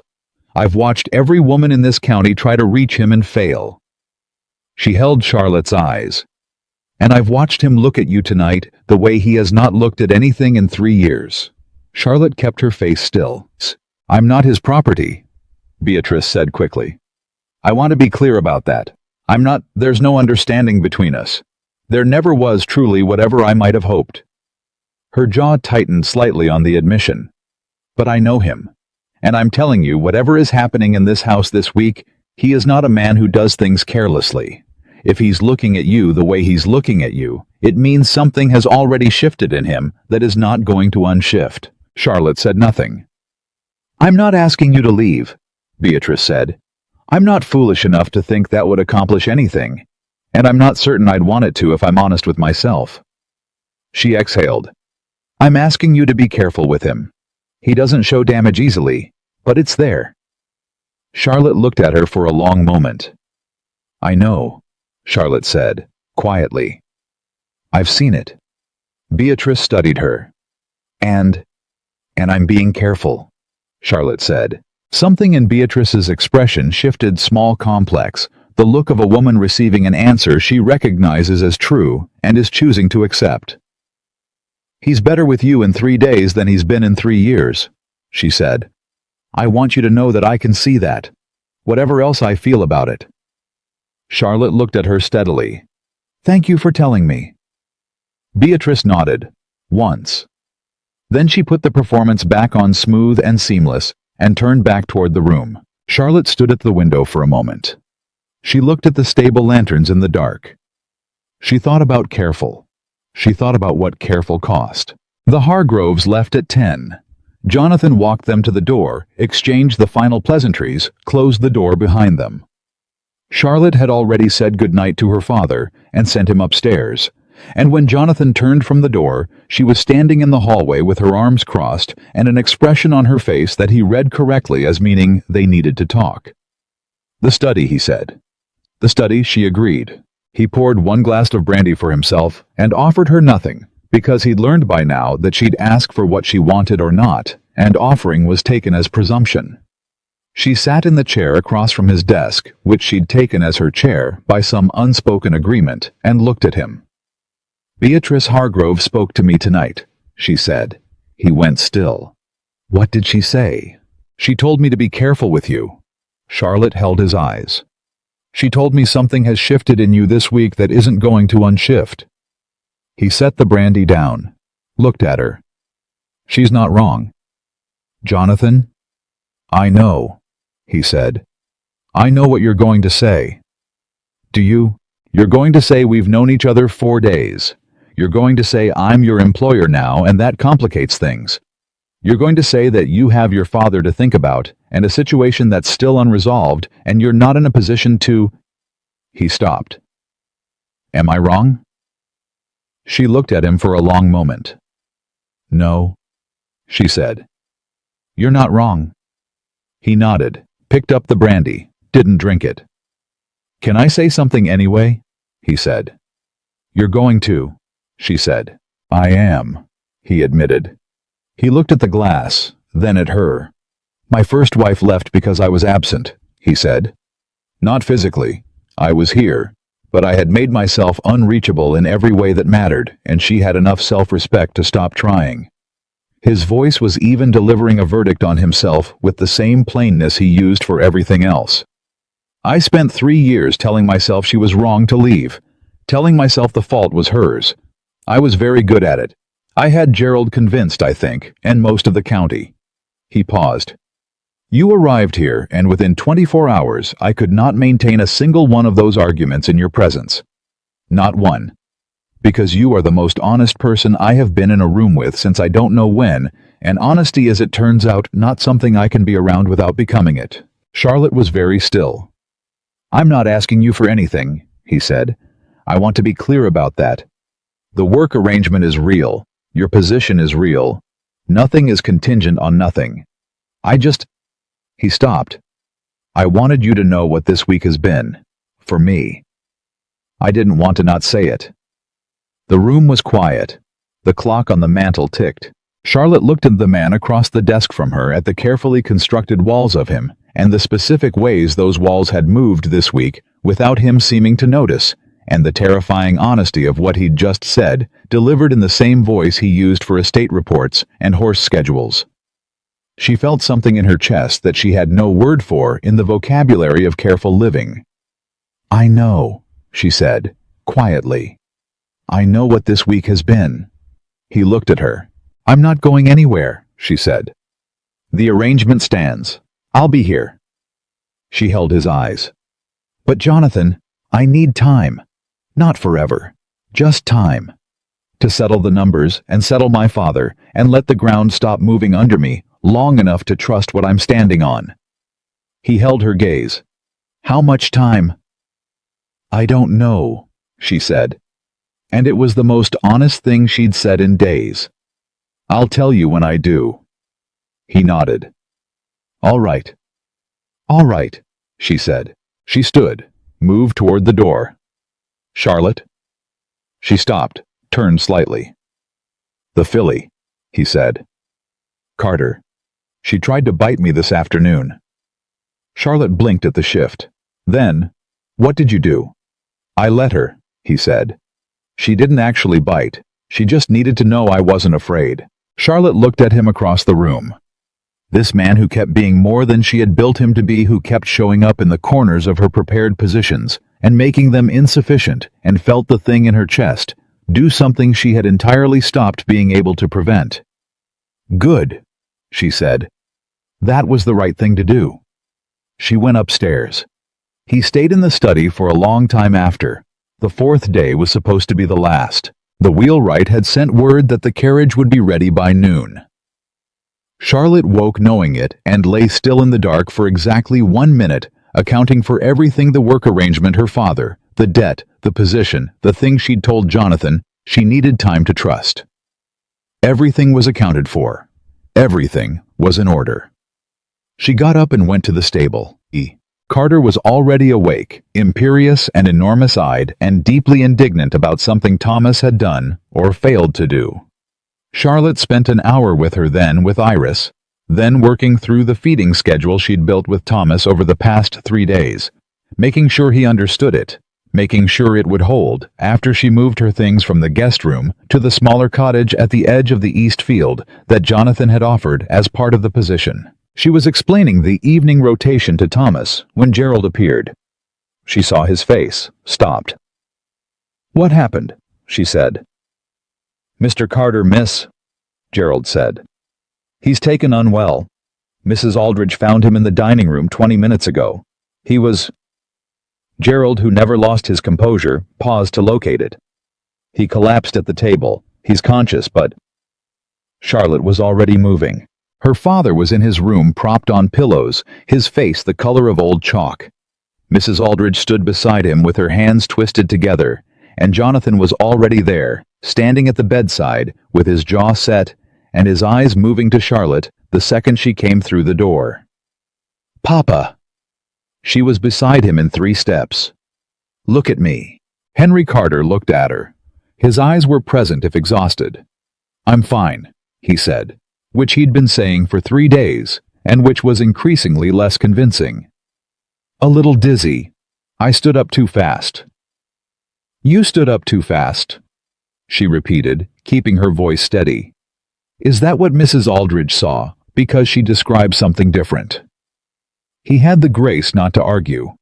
"My chest," he said after a moment. "It was tight, for a while. I didn't want to—" "For how long?" Charlotte said. He hesitated. "Papa, how long has your chest been tight?" He looked away from her. "A few weeks," he said quietly. "Off and on." The room was very still. Charlotte held her father's eyes for a long moment. She did not allow what she felt to be visible, not the fear, not the specific quality of terror that the words "a few weeks" produced in her, not the understanding of what those weeks had contained and what he'd been carrying without telling her. She turned to Jonathan. "I need a physician, not fellows, someone for the chest. Is there a doctor in town?" "Dr. Marsh?" Jonathan said immediately. "He's good. I'll send a rider now." "Please." He was gone before the word finished. Charlotte heard him in the corridor, heard his voice, quick, firm. No wasted words, and then the sound of Gerald moving at speed. She turned back to her father. "A few weeks," she said. "Charlotte, you were carrying this," she said, "while I was carrying the debt, and neither of us was telling the other anything." She kept her voice level. "That is not how we are supposed to work." Her father looked at her with the particular mixture of apology and recognition and love that was the whole of their relationship in a single expression. "I didn't want to add to your—" "I know," she said. "I know. That's exactly what I said to you every day for 6 months. She took his hand, held it. "We're a pair of idiots, Papa." He laughed, real if weak. "Your grandfather always said so." He was always right. She sat with him, held his hand, kept her face steady and her voice steady, and the fear completely out of both. Jonathan came back 20 minutes later. Marsh would be there by mid-afternoon. In the meantime, rest quiet, nothing strenuous. He stood in the doorway after delivering this, and he looked at Charlotte sitting at her father's bedside, and something moved across his face that was so unguarded she almost looked away to give him the privacy of it. She didn't. She held his eyes. He said quietly into the doorway, "He's not going anywhere." She understood he didn't mean the physician visit. "Neither am I," she said. Henry Carter looked between them with bright, exhausted eyes, and said absolutely nothing, which was the most eloquent thing he'd done all week. Dr. Marsh arrived at 2 and spent 45 minutes with Henry Carter. Charlotte stood in the corridor outside the door and did not pace.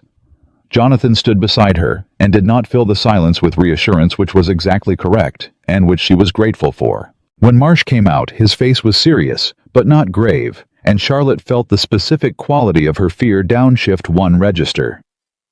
"His heart is strained," Marsh said. "Not acutely, but the stress of recent months."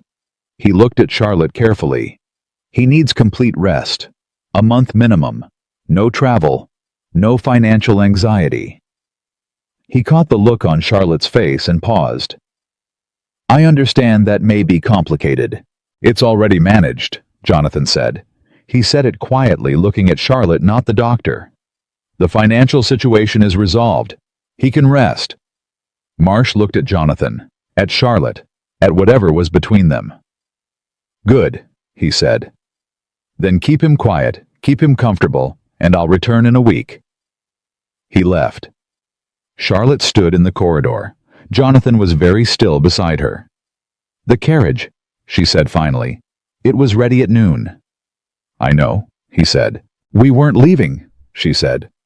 "I know that. The position, the arrangement, we were already staying. I just—" She stopped. "I want you to know that I'm not staying because of this, because of his health. I'm not staying out of necessity." "I know," Jonathan said. "I want to be clear about that, Charlotte." His voice was quiet, a little rough. "I know. You don't do things you don't choose. Your father told me that, and I'd already figured it out for myself." He looked at her. "You're staying because you're staying. That's enough." She looked at him. The corridor was empty. The house was quiet. Her father was resting on the other side of the door. His heart strained but present, and the debt was gone, and the position was real, and the ground was still moving, but slightly less than it had been 3 days ago. "All right," she said. He nodded, and then quietly, without announcement, without asking permission, he reached out and took her hand. Just held it. Still warm, entirely steady. She looked down at their hands. She looked up at him. She did not pull away. Outside, Carter was probably biting Thomas again. Inside, Henry Carter was asleep, breathing slowly, Daisy still his, the worst of it finally behind them. And in the corridor, Charlotte Carter stood with her hand in Jonathan Whitmore's and felt the thing in her chest stop fighting itself for exactly 1 moment. Just one. It was enough to know it was real. The hand-holding lasted exactly 40 seconds. Charlotte counted, because counting was what she did when she needed to stay inside her own body instead of somewhere she couldn't afford to be.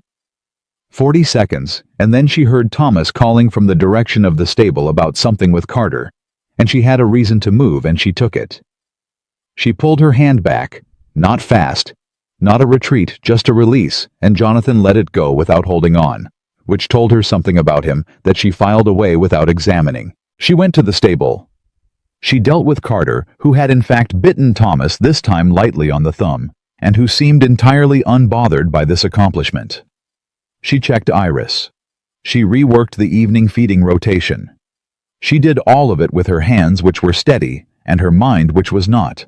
And by the time the stable work was done, the sun was lower and the heat had softened slightly, and she had almost convinced herself that 40 seconds was nothing at all. She didn't convince herself completely, but almost was enough to function. Her father slept through the afternoon and into the evening. Dr. Marsh had left clear instructions: rest quiet, no agitation, and Henry Carter for once followed instructions without argument, which told her more about how tired he truly was than anything he could have said. She looked in on him twice. Both times he was asleep, his color better, his breathing even. The third time she looked in, he was awake, and he looked at her standing in the doorway and said without preamble, "Sit down, Charlotte." She sat. He looked at her for a long moment. The evening light was coming through the window, and it made him look older than she usually let herself see. She looked anyway. "I'm not dying," he said. "I know that." Marsh was very clear. "He was," she agreed. "Then stop looking at me like you're doing arithmetic on how much time I have left." She looked at her hands. "I can't help it." "I know." He reached over and patted her knee once the way he had since she was small. "Charlotte, look at me." She looked. "I'm going to ask you something," he said, "and I need you to answer me honestly, not carefully. There's a difference, and you know which one you usually give me." She waited. "Jonathan Whitmore," he said. "What is he to you?" The question sat between them. She could feel all the careful answers she had employer host a man she respected lined up and ready. She looked at her father's face at the specific quality of his attention and left them where they were. "I don't know yet," she said, "but it's not nothing." Henry Carter nodded slow and satisfied like a man who had just heard the first honest thing in a long time. "Good," he said. "That's a good answer." "Papa, I'm not pushing," he said. I want you to know that whatever you decide, I'm not a reason to decide against it. I'm not a weight on that scale. Do you understand me?" She looked at him. "You've been on that scale for 12 years. "I know," he said, "and I'm taking myself off it now. Marsh says I need rest. Resting means stopping being something you carry." He held her eyes. "Put me down, Charlotte. I can stand on my own." She pressed her lips together. She would not cry in front of her father. She had a policy about this. "You're a very inconvenient man," she said when she trusted her voice. He smiled. "Your grandfather always said so." She stood, kissed his forehead, and walked out before the policy became a problem. She stood in the corridor for a long moment. Then she did something she hadn't done in years. She stopped doing the arithmetic.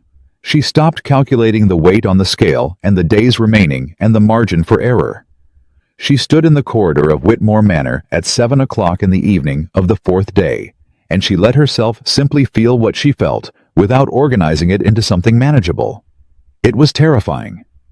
It lasted about 30 seconds. Then she straightened up and went downstairs.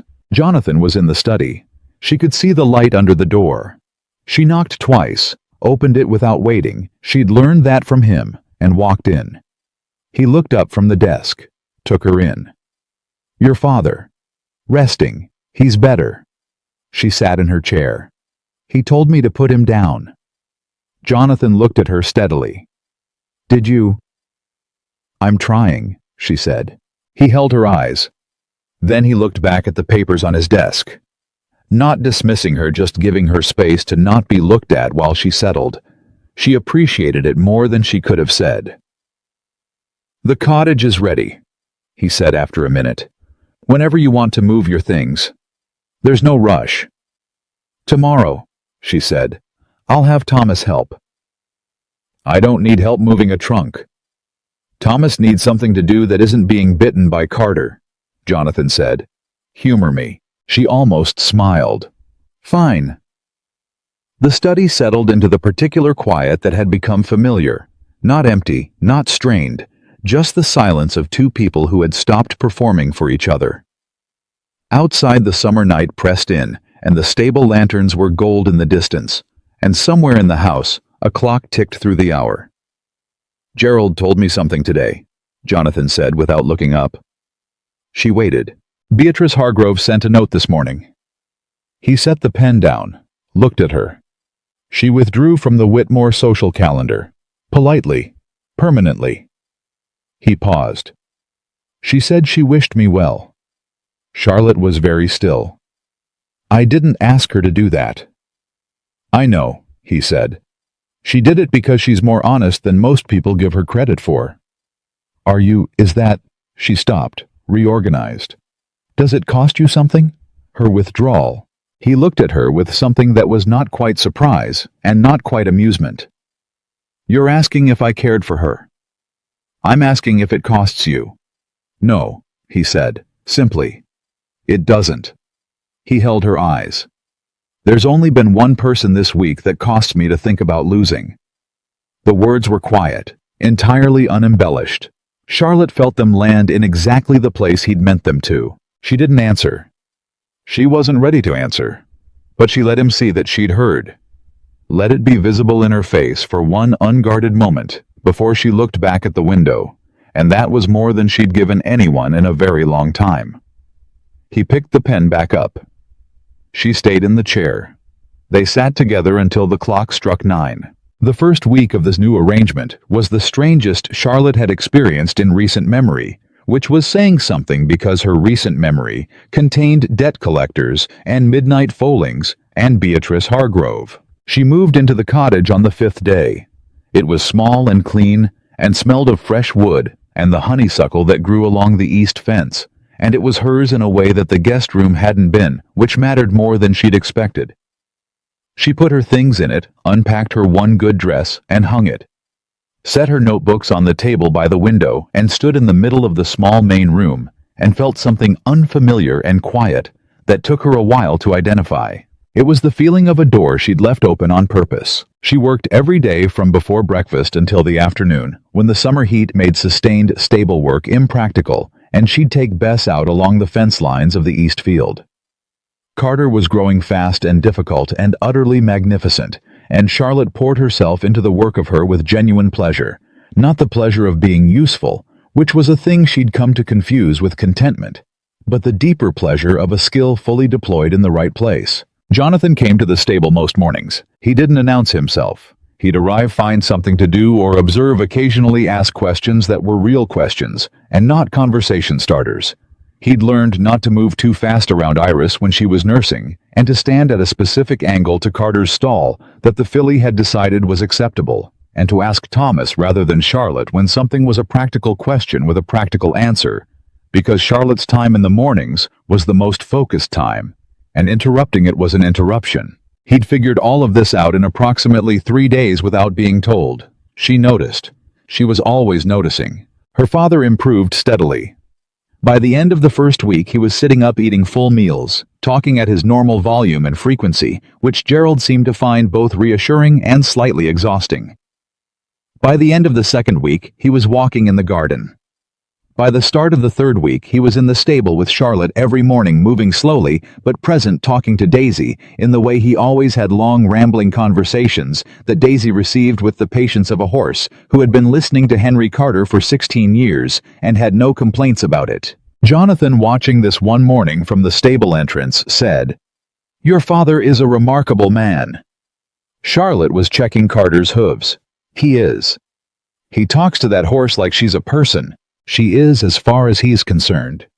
She set the foot down, straightened. "He talked to her when my mother died. Every evening for about a year. I used to hear him in the stable from my bedroom window." She looked at the old horse, her father's hand on her neck, his quiet voice rising and falling. "Daisy knew more about my father's grief than any person he ever let close to it." Jonathan was quiet. "That's why I wouldn't let her go," Charlotte said. "You thought I was being stubborn, but you would have been selling him his own grieving place." "I know," Jonathan said. "I understand that now." She looked at him. He met her eyes with the simple directness she had by now come to rely on. "I wouldn't have understood it before this week," he said. "Before watching the two of you." He paused. "I've been thinking about what I don't understand. There's a longer list than I'd like." "Most honest people have a long list," Charlotte said. "You have a shorter one." "I have a differently shaped one," she corrected. "I don't understand people who won't say what they mean. I've never understood that. But I'm entirely lost when it comes to what to do with a man who says exactly what he means and still manages to make it complicated." He looked at her. "I'm talking about you," she said. "I know," he said. "I'm trying to figure out how to be less complicated." "Don't," she said, which surprised them both. She looked at Iris, not him. "I didn't say complicated was bad. I said I was lost. There's a difference." He was quiet for a long time. When she glanced back, he was watching her with that expression she couldn't fully read, the one that wasn't quite wonder and wasn't quite fear, that lived somewhere in the specific territory of a man confronting something he'd wanted for so long he'd stopped believing it was real. She went back to work, but she was aware of him for the rest of the morning, and she had entirely stopped pretending she wasn't. The twist arrived on a Tuesday, the start of the third week, in the form of a letter. Jonathan brought it to the stable himself, which told her before she opened it that something was wrong. He had the controlled face he wore when he was deciding how to deliver information, and he held the letter out without preamble and let her read it for herself. It was from a solicitor in Richmond. It concerned the Carter land in the valley. It concerned the full extent of the Carter debt, which was, she read the number twice, not $400. It was $400 to Pruitt, and $800 to a second creditor, a man named Whitfield, whose claim had been held in secondary position and had now with Pruitt settled, and the primary debt cleared, moved to primary. $1,200 total. $800 still outstanding. Charlotte read the letter twice, folded it, held it. "When did this arrive?" she said. "This morning," Jonathan said. "I opened it by mistake. My name is on the address line. I think the solicitor assumed the estate was handling all Carter affairs after the Pruitt arrangement." He paused. "I'm sorry, Charlotte." She looked at the folded letter in her hands, felt the numbers rearranging themselves in her mind, all the careful math she'd done shifting to account for this new weight. $800. The wages from the stable position would cover it eventually, in several months, which meant several months of Whitfield's interest accumulating, which meant the final number would be larger, which meant, "I'll cover it," Jonathan said. She looked up. "No." "Charlotte?" "No." She said it with the full flat authority of a woman who has thought this through and is not going to be moved. "Jonathan." "No." "It's $800? I know what it is. Your wages won't cover it for months." "I know that too." She stood up because she needed to be standing for this conversation. "I know the numbers. I've known the numbers since I learned how to count. You clearing this debt on top of the last one that changes what I am in this house. Do you understand that?" He held her eyes. "It doesn't change anything." "It does," she said. "Not to you. I know it doesn't to you. But to me, Jonathan, I cannot be here because you've bought me free of everything that would have forced me to leave. I need to be here because I chose it. With nothing owed, and nothing cleared, and nothing held over me." Her voice was steady, completely steady. "The position, the wages, the work that's equal exchange, that's mine. But if you pay this debt, I spend the rest of however long I'm here knowing that the ground I'm standing on was built by your money and not my own choices. I can't live on that. I've spent 12 years making sure I never had to." He was very still. She watched him work through it, the frustration, the logic, the moment it landed, and he understood it, not just intellectually, but in the place where it actually lived. "Then tell me what you'll accept," he said. "Because I'm not going to stand here and watch the math be impossible and do nothing." "Alone?" she said immediately. She'd been building this while she was talking. "Formal, written, with interest, against my wages paid back on a schedule we both sign. Not charity, not a gift. A loan the same as I'd take from a bank with the same expectation of repayment." He looked at her. "Gerald can draw it up," she said. "Tonight if he's willing. I'll sign it. You'll sign it. It's a document, not an obligation. The kind of thing that can end when it's paid. And if I don't want it to be the kind of thing that ends," he said. The question was quiet, stripped of everything that wasn't exactly what he meant. Charlotte held his eyes. "Then you say that separately," she said, "separately from the money. In different words on a different day, with no debt attached to it." She held his gaze. "Can you do that?" He looked at her for a long moment. "Yes," he said. "I can do that." "Then we have a loan," she said. "Get Gerald." He got Gerald. The document was drawn up by evening. Charlotte signed it. Jonathan signed it. Gerald witnessed it with the expression of a man who had witnessed many things in this house and was fairly certain this was unlike any of them.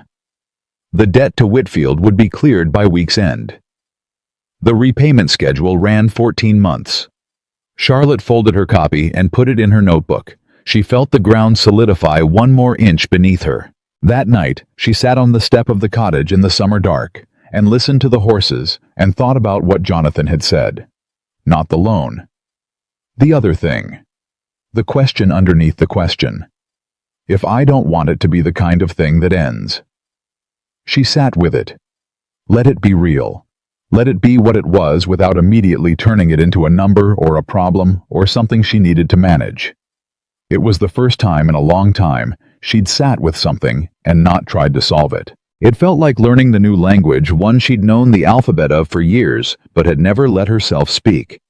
She went inside, slept well, woke before dawn, went to the stable. Carter greeted her by attempting to steal the carrot she'd brought for Iris. Charlotte held it out of reach. Carter expressed her feelings about this at considerable volume. Iris looked at the scene with the profound patience of a mare who had spent 3 weeks being a mother and had reassessed her view of chaos accordingly. Jonathan appeared at 6:30. Charlotte heard him come in, didn't look up from where she was working. "She's louder every day," Jonathan said, looking at Carter. "She gets it from somewhere," Charlotte said. "Are you implying something?" "I'm stating a fact." He came to stand beside her at the stall door, and she felt the specific quality of his presence, familiar now, weighted differently than it had been 18 days ago, when he'd stood in this same doorway, and she'd been a complication he was already calculating how to manage. "Charlotte," he said. She kept her hands on the stall door. "I said separately, different words, different day." "It's a different day," he said. "These are different words." She looked at him. His jaw was set. Not nervous exactly, more like a man who has decided something and is walking toward it because he decided, not because the path is easy. "I'm going to say it plainly," he said, "because that's the only way I know how to say things that matter." She waited. "I want you here," he said. "Not because you manage my stable, though you do, and not because you saved my horse, though you did, and not because your father needs rest, and this is a convenient place for it." He held her eyes. "I want you here because this house has been a place I existed in for 3 years, and in 18 days it has become a place I live in. Because of you. Because you are the most honest, capable, clear-eyed person I have ever had the good fortune to be wrong about." His voice didn't shake. It was the steady voice he used for everything that was real. "I'm not asking you to decide anything today. I'm not asking you to feel what you don't feel or say what you're not ready to say. I told you I would say it separately. On a different day. In different words. This is me doing that." The stable was very quiet. Carter had stopped making noise, which was unprecedented. Charlotte looked at this man, this careful, damaged, stubbornly honest man, who named horses after women he admired, and paid debts in the form of loans, and sat on stable floors at 2 in the morning, and said things exactly as he meant them, and felt the thing in her chest that she'd been pressing flat for 18 days, simply stop being pressable. It was done. It had been done for a while. She'd just been waiting until she could trust the ground. "Jonathan," she said. "Yes." "Ask me," she said. "What you actually want to ask me." He looked at her. Something moved through his face, the thing she'd seen before, not quite wonder, not quite fear. Closer to both than it had ever been. "Marry me," he said. "Charlotte Carter. Not for the land, and not for the debt, and not for the stable, and not because you need a house, or your father needs a physician nearby. Marry me because I cannot imagine the next year of my life without you in it. And because I would like very much to spend a considerable number of years being wrong about things, and having you tell me so directly." The words fell into the stable morning like stones into still water. Charlotte stood very still. She looked at him. He held her eyes steady and open, and entirely without strategy.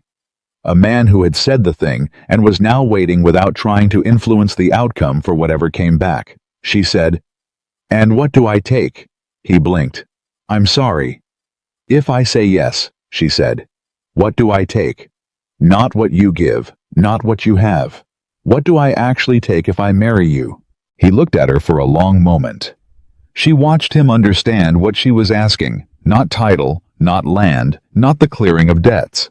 What she was asking was simpler and harder, and entirely the point. "Me," he said finally. "Just me. The man who sat on a stable floor for 6 hours and didn't know what to say to a horse, and took direction from a woman he'd dismissed 2 hours earlier, and has been trying to deserve that correction ever since." He paused. "A man who is not easy to live with and knows it, and is going to try every day to be worth the difficulty." She looked at him. "That's not nothing," she said. "No," he said. "It's not." It's also not everything, she said. A woman doesn't just take a man, Jonathan. She takes a life. I'd be taking Whitmore Estate and everything attached to it, and everyone in it, and the weight of what the name means in this county, and the shadow of a woman who left it, and the looks of everyone who watched her leave. I know, he said. I'd be taking my father into your house and asking you to have him. I already have him, Jonathan said. He's been telling Gerald horse stories for 2 weeks. Gerald appears to enjoy them. Charlotte's jaw moved slightly. Not quite a smile. I'd be taking a filly who bites. Carter is mine, Jonathan said. She came with the position. She came with me, Charlotte said. Yes, he said. She did. You both did. As far as I'm concerned, that's not a negotiation point. He took one step toward her. Just one. Close enough that she could see the steadiness in him clearly, not the performed steadiness of a man holding himself together, but the real kind. The kind that was just how he was built. Charlotte, I know what I'm asking.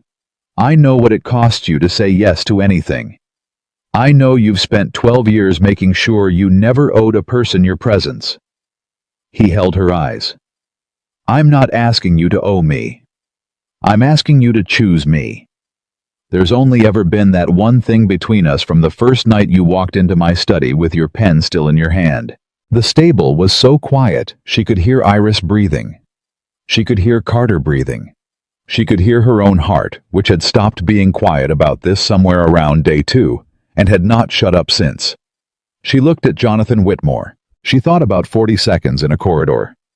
About coffee brought without asking. About a name on a filly. About a loan document that said I will give you this and let you pay it back and not use it to hold you. About a man who sat on stable floors and told horses not to be afraid and meant it about himself. She thought about her father putting himself down off the scale. She thought about a door she'd left open on purpose. Yes, she said.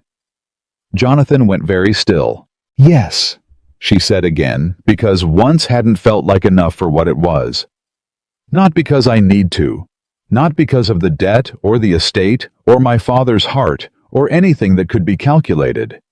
Because you sat in that stable and you held that horse and you were afraid and you didn't let it make you useless, and I have been looking for a person like that my entire life and not finding one, and it turns out you were here being wrong about me in Virginia, and I was wrong about you right back, and I think that makes us even. She held his eyes. So yes, I'll marry you. And you had better be prepared for what that means. Jonathan Whitmore. Because I don't do anything halfway, and I don't manage people I love the way I manage problems, and I will tell you the truth every single time you need to hear it, even when you don't want to. He crossed the space between them in 2 steps. He took her face in both hands, careful and entirely certain, and kissed her with the full quiet force of a man who had been waiting to do exactly this and was not going to pretend otherwise. She kissed him back. Not carefully. Carter made a noise of tremendous opinion. Iris turned and looked at the wall the way horses did when they were pretending not to notice something. Somewhere in the back of the stable, Thomas walked in, saw them turned around, walked directly back out, and could be heard retreating across the yard at considerable speed. When they broke apart, Jonathan was looking at her with the expression she'd been watching build for 18 days, the one that wasn't quite wonder and wasn't quite fear and was finally, fully, entirely itself. She looked back at him. I'm going to finish the morning feeding, she said. And then you are going to tell my father before he hears it from Thomas, because Thomas has no discretion whatsoever. Jonathan laughed. The real one surprised out of him, the one that changed his whole face. You're giving me instructions. I'm always going to give you instructions, she said. That was in the terms. There were no terms. There are always terms, she said. You just agreed to them. He shook his head, still smiling. The smile of a man who had stopped fighting something and found that the surrender was the best thing that had happened to him in years. Henry Carter, when told, cried. actually cried not the polite, contained, manageable crying of a man trying to maintain dignity, but the full, grateful, overwhelmed tears of a father who had spent 12 years watching his daughter carry everything alone and had lived to see her put something down and pick something better up. Jonathan stood through it with admirable composure. Gerald appeared with a handkerchief that no one had asked for. Charlotte stood in the doorway and made absolutely certain that no one saw what her face was doing, and mostly succeeded. The wedding was set for October, when the Virginia heat had gentled and the estate was between the harvest and the quiet of winter. Gerald's suggestion, delivered with the air of a man who had been planning this in some theoretical corner of his mind since approximately day 2. Beatrice Hargrove sent a note of congratulations that was brief and warm, and more gracious than Charlotte had any right to expect. James Hargrove sent a note inviting them to dinner and promising to bore Jonathan with horse talk for at least 3 hours, which Charlotte looked forward to. The stable routine didn't change. She was in it every morning before 6, and Jonathan was there by past, and Carter was opinionated and growing, and entirely too smart for anyone's peace of mind. And Iris watched it all with the calm authority of a mare who had started something significant on a summer night in July, and was not surprised by how it had turned out. Charlotte stood at Iris's stall on the morning after the engagement, her hand flat on the mare's neck, and thought about a night that felt both 3 weeks ago and a lifetime ago. The darkness, the waiting, a man sitting on a stable floor with his back against the wall saying things to a horse, in a voice that meant he was really saying them to himself. She had known, she thought. Not then, but close to then. She had known the way you know something you're not ready to say yet in the body, first in the place behind the careful mind, where honesty lived before it became words. Jonathan came in at 6:30. He came to stand beside her. She felt the warmth of him, solid and familiar. "She looks good," he said, looking at Iris. "She does," Charlotte agreed. "You look like you're thinking." "I'm always thinking." "What about?" She looked at him. At this man who had been wrong about her, and had said so, and had paid her back in the form of loans, and named horses and mornings in a stable, and who was going to stand beside her in October and give her his name and his house, and his difficult, honest, quietly remarkable self. "About how things start," she said, "and what they become." He looked at her. "A broken wheel," she said. "A storm. A woman who needed 4 days and didn't plan to need anything else." "And what did she end up needing?" Jonathan said. Charlotte looked at Iris. At the filly in the corner. At the stable that had been without her planning at the place where everything changed. "Exactly what she found," she said. She took his hand. He held it. And in the summer morning of Whitmore Estate, in a stable that smelled of hay and honeysuckle and new beginnings. Charlotte Carter finally set down every